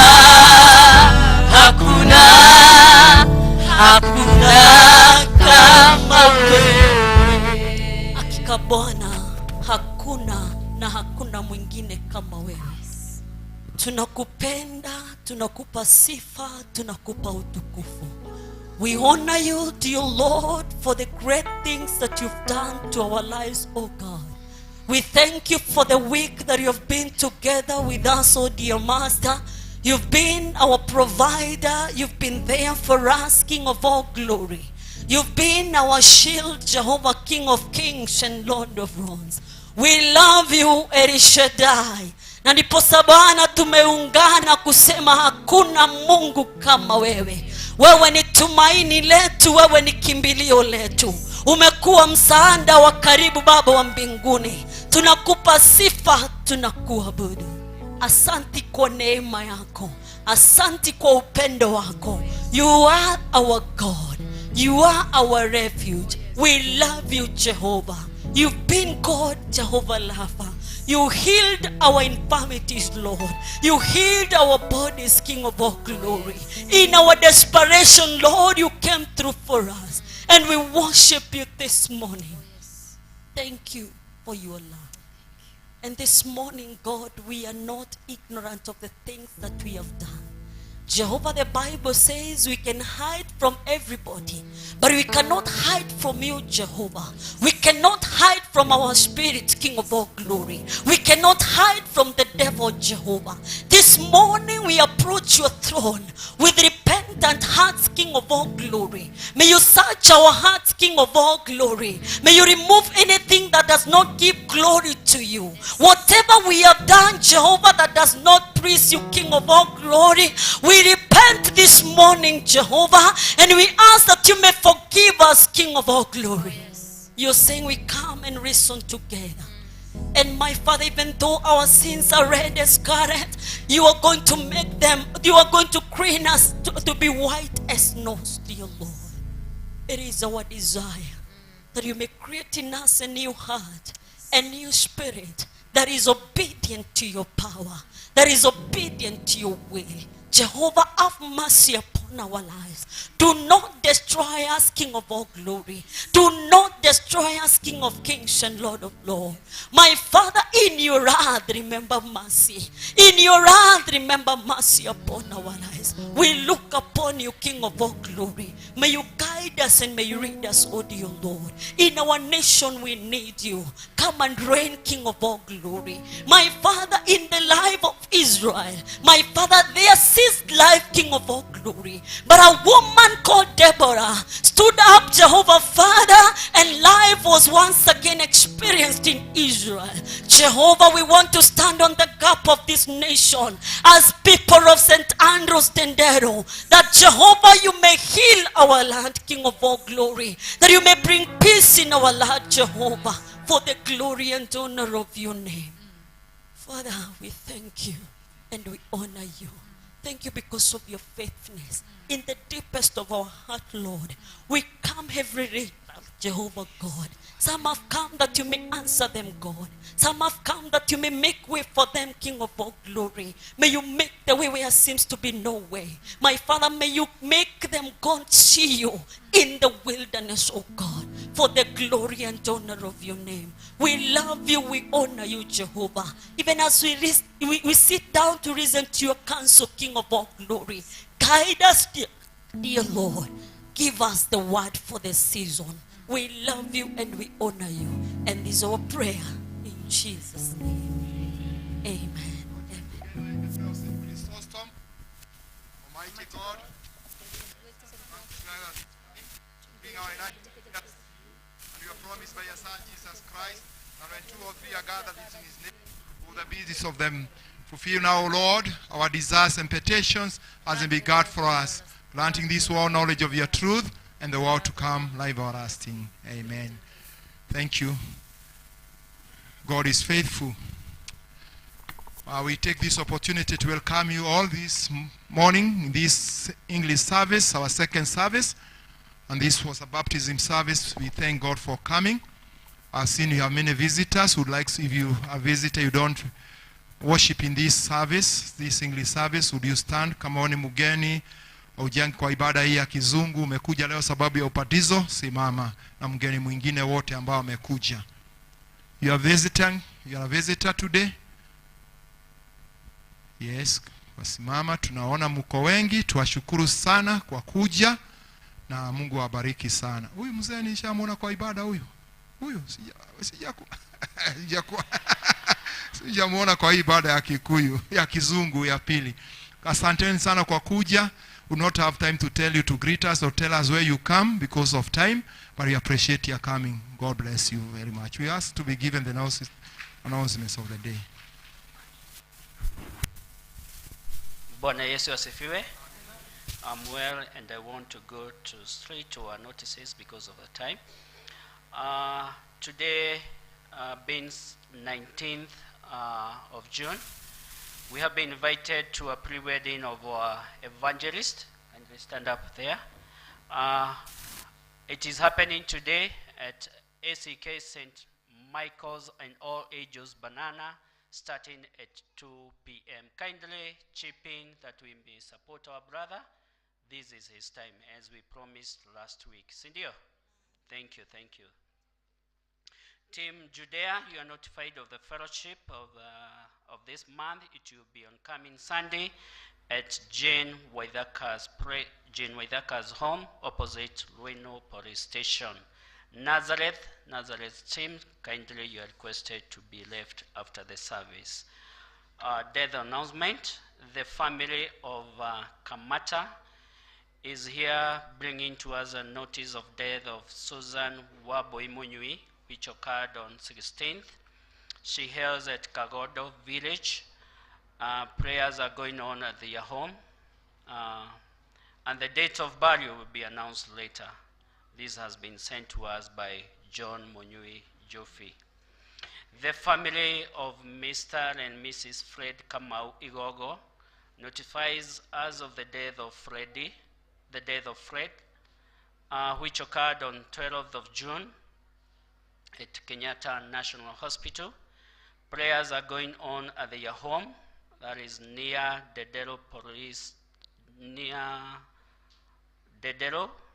at their home, Dedero opposite Rueno Police Station, in preparation for the burial. And the burial date is on 22nd of June, and the funeral service will be held here at the church, ACK St. Andrew's Dedero, starting at 11 a.m. and thereafter for the burial at their home. He was a member of Kiajogu Welfare Membership number 50. This has been sent to us by James Monyui Igogo. There is a tender here. I will not go into deep details about this tender. It is coming from Mudurwa Girls Secondary School. Tenders are invited for the supply and delivery of goods and services for July year 2022 to June 2023. Kindly, you can see me after this for these tenders. Lastly, this is how we have been giving toward church development. Jerusalem, so far they have given us a total of 1,530,000 and 450 Kenya shillings. Kindly give them a hand clap. Judea, they have given a total of 1,508,009 shillings. Kindly give them a hand clap. Team Bethlehem, thank you for the way that you are doing. 1,340,200. Give them a hand clap. Team Nazareth, thank you so much for what you are doing too. A total of 995,116 shillings. The iron sheets have, part of them have been put on, and by the end of the week, all the iron sheets will be done, and we really thank God for what you people have done. May God bless you. Kindly, let us all give God a hand clap for what he has done. And so, may the Lord give you more so that this work will be done soon and we move there. Amen? May you have a wonderful week, all of you.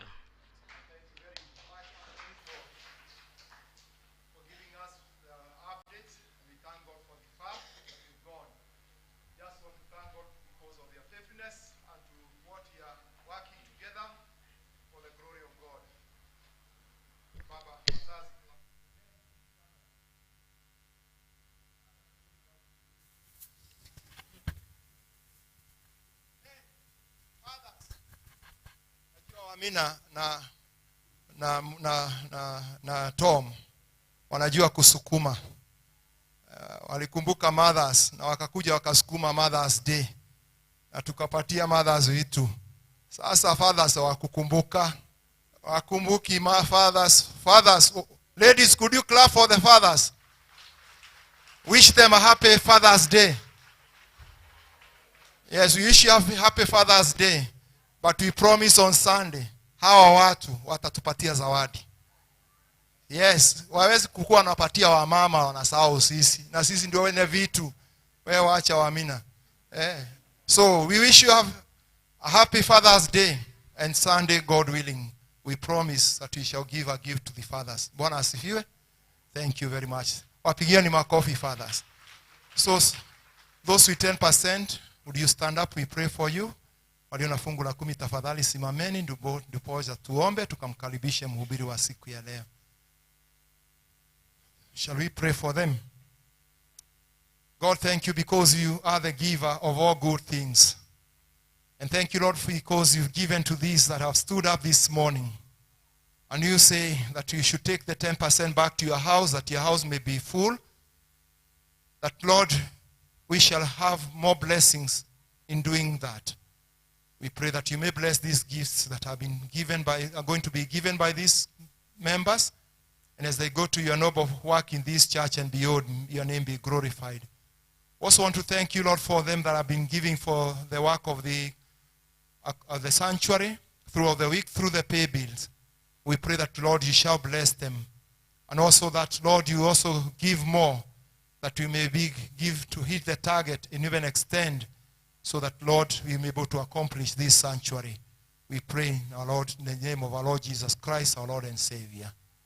May you usher your gifts. As we now stand up, we will sing one chorus of the song that has been projected as we usher in our speaker today, none other than our reader, Irene. We stand up, down at the cross. We all stand up. Down at the cross where my Savior died, down where for cleansing from sin I cried, there to my heart was the blood applied.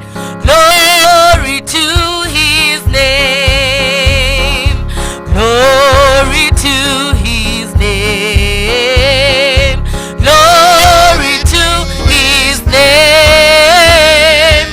There to my heart was the blood applied. Glory to his name. Hallelujah. Glory to his name. Glory to his name. There to my heart was the blood applied. Glory to his name. Glory be to the Father who has brought us here. Thank you, Jehovah God, for the way you have taken care of us. Being a very cold month, you have given us protection. And this day you have brought us to worship you. How we want to start the sermon with you. Be our guest this day. Be with us as we start to hear the word from you. We ask this, believing and trusting in Jesus' name. Amen. Hallelujah. Praise the name of the living God. I am Irene Kemere. I love the Lord as my Savior. He has done great things in my life. And this morning I'm saved of him. And I want to thank God for giving me another chance to be here to share the word of God with you, given permission by our area dean, Captain Reverend Joyfrey Kenyajui. I don't take it for granted, Mchungaji. I'm really happy. Plus the church warden and all those other readers who are reading St. Andrew's Church. This morning I'm blessed of the Lord, and as I bring the word of God, I'm saved of him.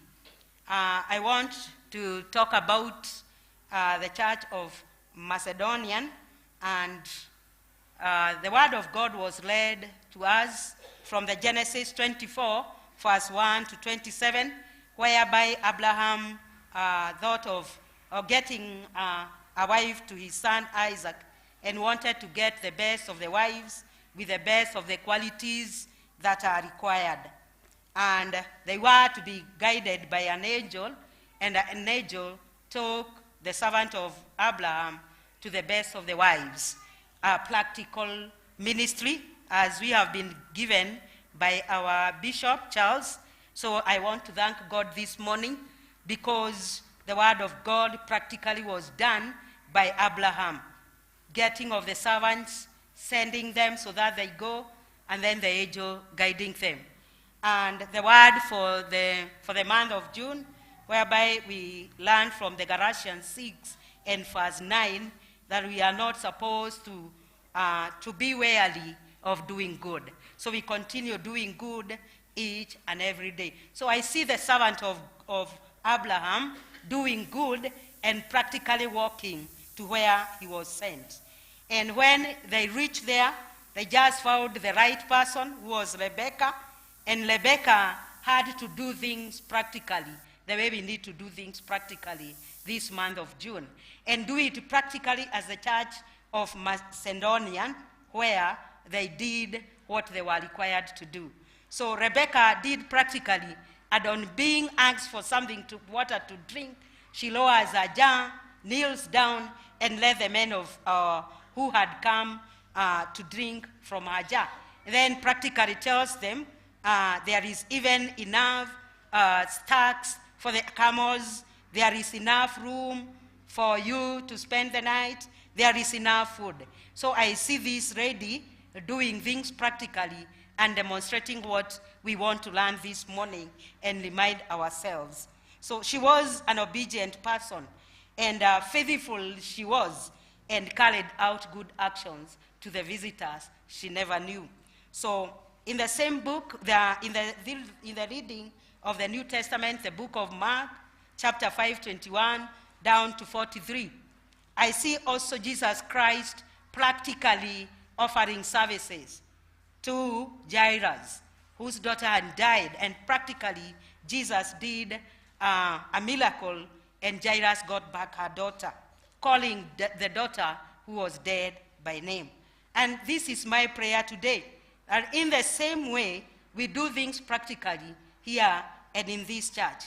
And we have demonstrated that. Mothers and those who have brought the children in the church, they have done it practically, bringing these children so that the reverend can take them by hands, though it was not possible taking every child by hand, but had to read a sign of the cross practically. And they carry the cross of Jesus. Without fear, they will proclaim the rest of their lives when they grow up that Jesus is Lord and Savior. Hallelujah. So Jesus demonstrated to us we need to be practical in our lives in doing everything that is required of us in this very sanctuary. The woman practically believed, yes, I've gone for medicines, I've gone to the best of the doctors, and yet instead of healing, I'm growing worse and worse each and every day. So practically she prepared herself, took a step of faith, practically knew if I did something to this cloth of Jesus, all things are going to be different. I'm going to have an about turn, and all the sickness is going. Practically she went, touched Jesus' cloth, and she was healed. Hallelujah. Practically take a step of faith today. And the lady really got healed, having spent a lot outside Jesus. And on the moment of touching Jesus' clock, she was healed. It is my prayer today, and you have a desire to practically touch this good Jesus, and then life is going to be different in your life. Jesus is there for us. So there we are, you and me, this morning, according to the book of, the one that I want to speak about, Macedonian Church, is found in the second book of Corinthians, chapter 8, 1 to 12. 2 Corinthians 8, 1 to 12. The Macedonian church, people lived in poverty. They had problems. They had troubles. They were tested, and the test was so much and great on them that they were not even able to bear. But despite the poverty they had, those who had something, they decided generously they would give. Full of joy, they would give. So perhaps my lesson comes in giving. And I was there the year 2021 in the month of April, in the same pulpit given permission by our area dean. And I really dwelled in giving, whereby we said in the book of Psalms 37 and verse 21 that the righteous are generous and they give. And that is generous giving, not giving half-half. So I look at you this morning here. You generously brought your child to this church, and generous you are. So you are a righteous person, and generous you will forever be giving in the house of God. And practically you'll be demonstrating to your children that it is good. And for those who are righteous, they are going to be giving generously to the Lord. And in return, those who give generously to the Lord, they will be receiving back what they have given. Hallelujah. So it is our responsibility to give because we are righteous. And as we give, we are going to receive back.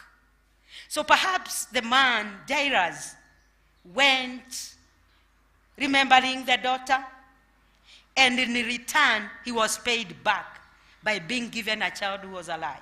In the same way we come to our church, with our tithes, we give our offering generously. In return, we are going to receive more than what we have even given. Generous giving. The generous soul will be made rich by this good Jesus. Proverbs 11:25. The generous souls will be made rich. So perhaps you are there this morning, and I want to believe your soul is generous, and your soul will forever be giving in his work generously. And as you do so, you will grow rich and rich each and every moment of your life. This good God loves a cheerful giver. When you give generously towards God's work, I like the way the cells are giving. They are really giving generously, and yet not perhaps to what they expect, and perhaps they want to give more and more to hit their target, which is very good. When you hit your target, then you start another one, because you don't just sleep there. You start another one. And sooner or later, we are going to be enjoying having the new sanctuary. God is there. For with the same measure that you give, it will also be measured back to you. So you give a good measure, the same measure you are going to receive. Perhaps overflowing. Perhaps overflowing. It is my desire today. And all of us who are listening to the word of God today, because God gives us a chance each and every day to listen to him and to listen to his instructions. And this day about giving is not new to us. We are just reminding ourselves. Therefore, with the same measure that you give, it will be given back to you. So for your tenth, give all of it, and in the same measure, God is going to open the doors for you. Giving is so good. When you give, you are full of joy. You'll be having a lot of joy, and great things will happen in your life. So the people in Macedonia were really poor, but they gave generously, and in giving generously for those people who did not have, in return, they were full of joy. For those who needed clothes, they would give clothes. For those who needed food, they would be given food. And they continued giving through their free will. They were not forced, but they gave through their free will. So it is my urge today that you give through your own free will. That is the way you are going to receive blessings in return. They kept begging. They kept pleading for God's people in Judea. Each and every moment, for those people who are very poor, they pleaded, they asked God for intervention. And true to it, those who had would even sell their property and bring all to support those who did not have. So, before they could even give what they had in material wealth, they first of all gave themselves to God. That is my prayer today. And you give yourself to God before you even come and give your tithe. Can you be the best tithe in your life? And then after that, you are going to receive all that comes from God. You are going to be blessed of God. And all those that comes are going to run away from you. That comes and bring problems in your life are going to be taken away by God. God is telling us, we try him with our tithes. We try him with other thanksgiving. We try him with our alms. And then he's going to do marvelous things in our life. The word of God is telling us in that book of 2 Corinthians 7, that be rich in all you have. Be rich in faith. Perhaps Abraham, as we had looked at him, he was very rich in faith. And through his faithfulness and the talk he made to the servant, great things happened to him. So let us be men and women of faith. And let us make speeches that are going to benefit us and our families. A speech that is going to touch someone's heart. And then they will carry out an action that is only going to please God. So with a lot of faith and the speech he made, then the servant of God goes with the angel and ladded to the right person they required. In the same way, full of faith, we make a speech, we make our prayer to God. In faith, he's going to fulfill and give us all that we require, and we have asked of him without a dot being left behind. My opinion is that, in verse 10, my opinion is that it is better for you to finish what you began last year. So perhaps we did not, according to me, we did not begin building our sanctuary last year. It has really taken us time.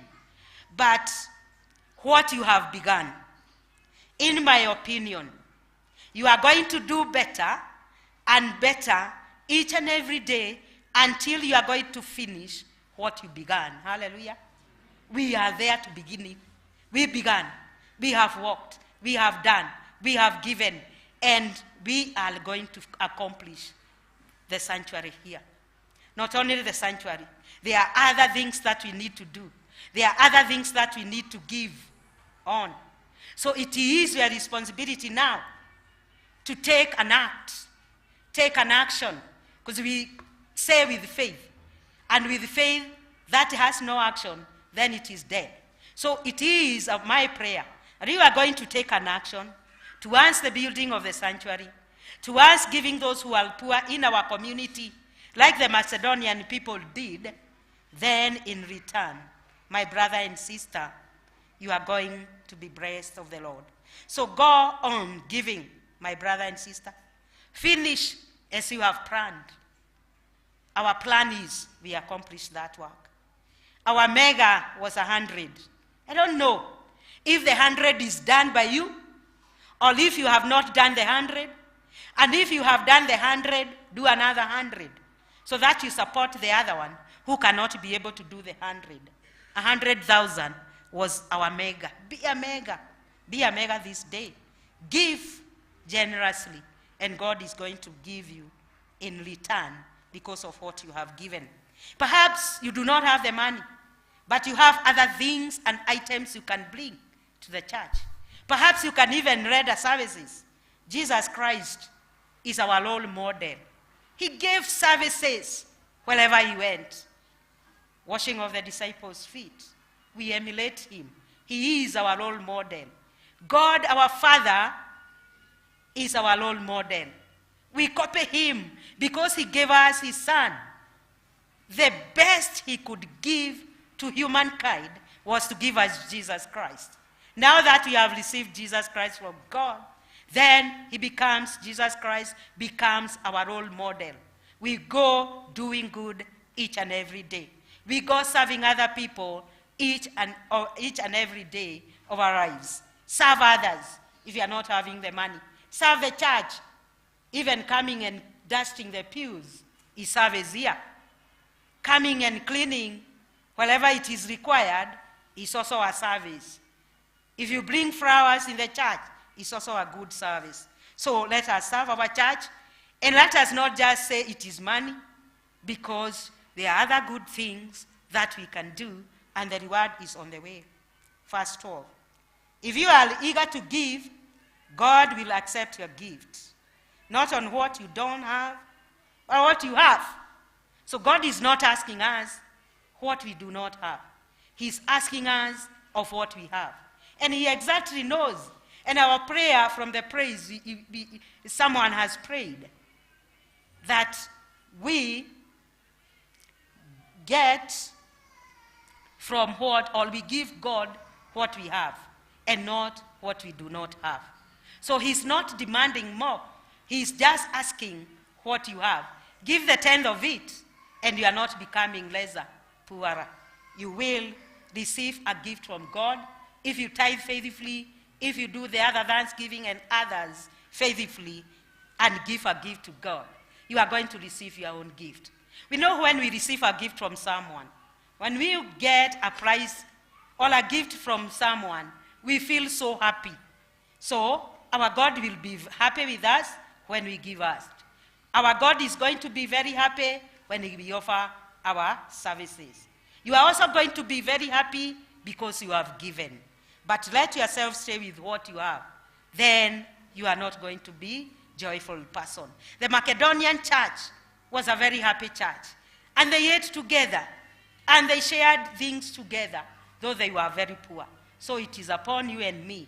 We cannot classify ourselves as poor. We are all rich. We are all full of God's wealth. So let us keep aside the tenth and bring it to the house of God. Perhaps there are those people who offered to God. And they offered differently. We have Cain, we have Abel. Cain decided, I'm going to give an offering. So here he comes with things he just collected anyhow, not presentable, not in a very nice basket. There he is. And so his offering was not accepted by God. And there he is. He gave not the best. So this day, God is reminding us. Perhaps when we look at Cain and what he's offering, it is not the best. So are you a Cain today? I hope not. Look at Abel on the other side. Gave and offered the best.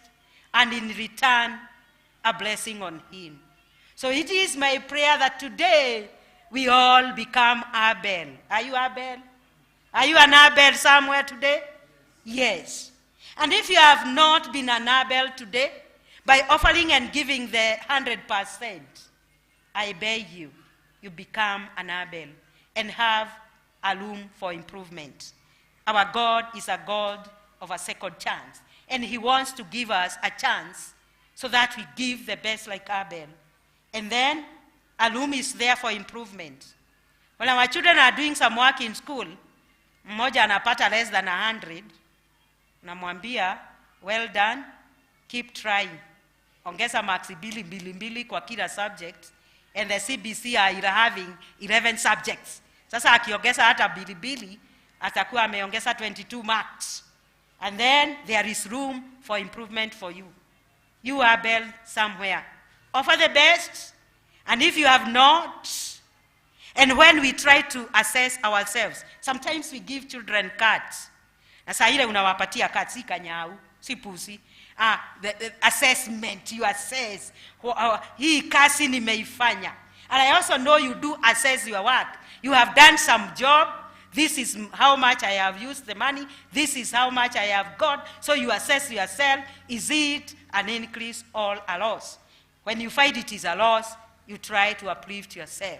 So we want to uplift ourselves today by giving what is required of us. Take a room. Take a chance. Take this room. Improve yourself. Give sincerely to what you are supposed to give. Come in your sanctuary. Plant a seed. And then tell yourself, this year, before it goes, because it is June, half of the year, and I have not been ailing, I will be planting a seed for my good health, for the good health of my children, for the good of wealth of my family. I'll be planting a seed each and every Sunday that I come. And doesn't matter if it is 20, God does not measure to that. So you plant a seed yourself in the church, and then that is going to do some good work in this very church. And by the end of it, you are going to receive a fruit that is going to be so sweet in your life because you have done what is required of you by our good God. The harvest is there, and it is plenty for anyone who does good job. For an Abel, the harvest is there, and it is plenty. So open your arms, walk aloud, walk on this earth, giving and doing good, and it is going to be plentiful when we leave this earth. Then, my friend, my brother and sister, arise now and work, and never be weary of doing good. Arise and work. Arise, because the reward is there, awaiting for you. For work done. For no work done, there is no reward.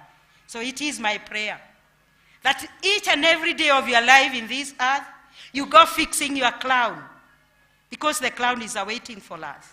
The reward is there, and God is going to give you the reward.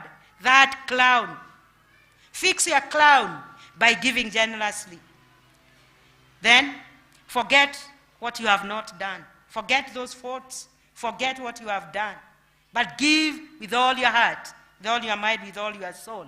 Put yourself into giving. And in return, you are going to get the best from this good God through serving him. Serve this good God, our Jesus. Giving is a sacrifice. Giving is a sacrifice. And giving unlocks many doors. Giving unlocks many doors. There are so many other doors, perhaps. They have been locked because you have not been giving. But give, and all the windows and all the doors of your prosperity are going to be opened. And God is telling us by his word, we test him by giving the tithe, and we'll see what he will be able to do for us. So giving is a sacrifice. Give that sacrifice of the tenth. Give that sacrifice of a seed, and then you'll see that our Lord is going to open those other doors. And the doors could be a healing of a disease. Children who are so faithful to you. A lot of wealth accumulated, but that because the door is locked, then there is no way it comes to your life. So there you are. Give with a joyful heart. Set yourself a target that this year I'm going to do this much for my Lord because I am waiting for a reward. Tithing, put food on the table for support of the vicar, for the support of the church, for the support of the evangelist. We do not expect our vicar to walk on foot round the village, round Kiajogu, where, to see those who are sick in hospitals. We need that vehicle fueled for it to have good tires. You can imagine him bedding down at the tire on the road, apana. So let us all put our tithes together. Then the house of the Lord will be full of food. And this food is going to cater for our very people who are serving us in the churches and beyond. And even here, because we'll need these mics, we'll need electricity to see each other well. Tithing is a discipline. You must be a disciplined person. If you are tithing, you count yourself a disciplined person. Because a person with discipline will always be remembering, I'm supposed to tithe, and this one I must. That is a disciplined person. So let us all get this good discipline of telling ourselves, I must give my tenth. And tithing is one of the best discipline in life because it is the word of God. And if it would not have been so, we would have known. But it is a discipline. Tithing gives one a discipline. I know most of us do. And we will continue. And if you have assessed yourself and found out that I have not been doing what I am required, then we have said there is room for improvement for you and me this morning. Galatians 6 and 10 and 9. Let us not become weary of doing good, for at the proper time is now. You're starting now, this month of June. We are getting our salary. This month of June, you are doing that. Let's not become weary of doing good, for at the proper time, which is this time, we will reap a harvest. If we don't, give up. It is my prayer we are not giving up. We are proceeding and going on, improving, for a reward is waiting us if we don't give up. My brother and sister, don't give up. Let's pray. Father, in the mighty name of Jesus, this day of celebrating Trinity, Jehovah God, the three gods in one, we want to be strengthened by the power of the Holy Spirit. The disciples locked themselves in a room in Jerusalem, but when the Holy Spirit spread everywhere, they were able to do marvelous things. It is my prayer today that we have locked ourselves somewhere in fear, that we have locked ourselves not doing what is right. But as we celebrate Trinity, may the Holy Spirit give us strength to go and do good things and all that is required of us to do each and every day of our lives. We have been taught and we know, Heavenly Father, help us, God, doing the light. In the mighty name of Jesus, we pray and believe. Amen. Of the Lord Jesus, there is power, wonder-working power in the precious blood of the Lamb. Thank you, Madam Kemere, for reminding us to be generous as the Macedonian church. And then we should never get tired of doing good. When a proper time, God will come and will reward us. Thank you very much. We'll stand up now to give our offertories. And we'll be singing the song that has been just projected. And let us do it quickly. All baskets in all rooms so that we can be able to end up the service. We've taken time for the other service. Siku ile ya kumkiri Mwokozi, moyo umejaa tele, kumnyamaza hawezi. Sikukuu, sikukuu ya kuoshwa dhambi zangu kuu, hukesha na kuomba tu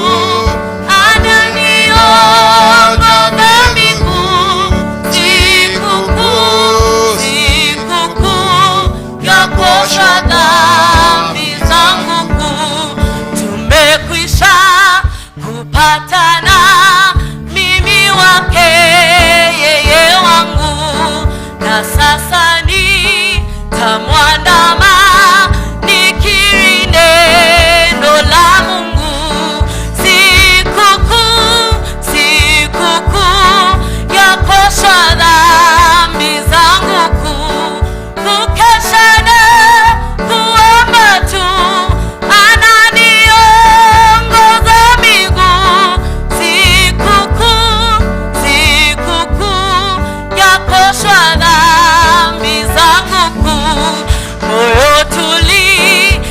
kwa Bwana kini cha raha yako, una njia mbili tena, Yesu ndiye njia yako. Sikukuu, sikukuu ya kuosha dhambi zangu kuu, kukesha na kuomba tu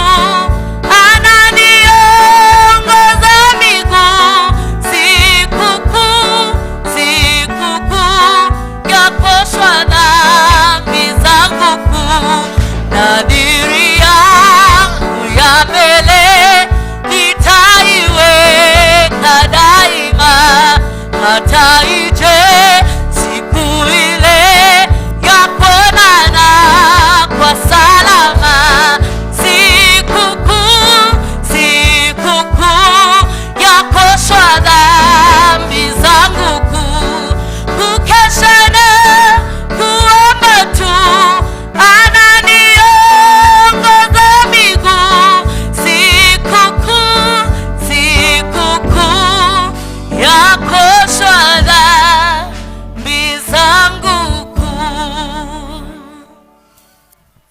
we thank you, we bless your name, and we exalt you, our Father. Thank you for the gifts that have been brought in your sanctuary by your people. May you bless it and cleanse it, O God. And may you bless your people abundantly, our Father. We thank you, we worship and we give you praise. In Jesus' name we pray.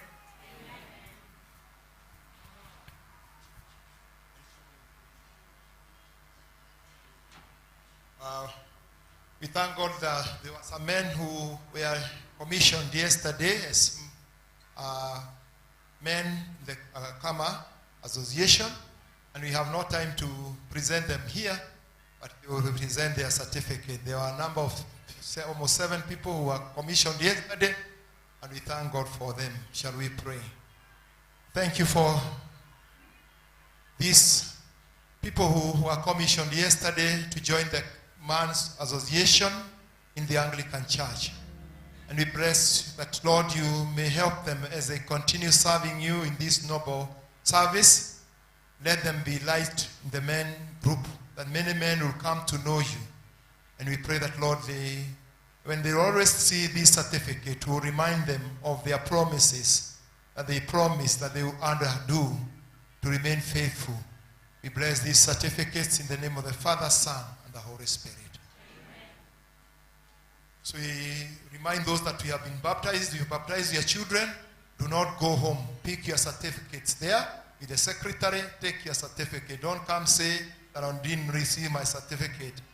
Take your certificate immediately and go with it. Those are the Bible study is there, please. Let's go for the Bible study. Shall we pray? Heavenly Father, we thank you because of your faithfulness. Thank you for calling us and reminding us of our baptism through the children that we have baptized this morning. And as you have reminded us with your word that the Macedonian church gave themselves to you first before they did everything. It's our desire as these children, the parents who will teach them, that they may be able to stand firm in the faith of the Christian faith and they will be taken away from it.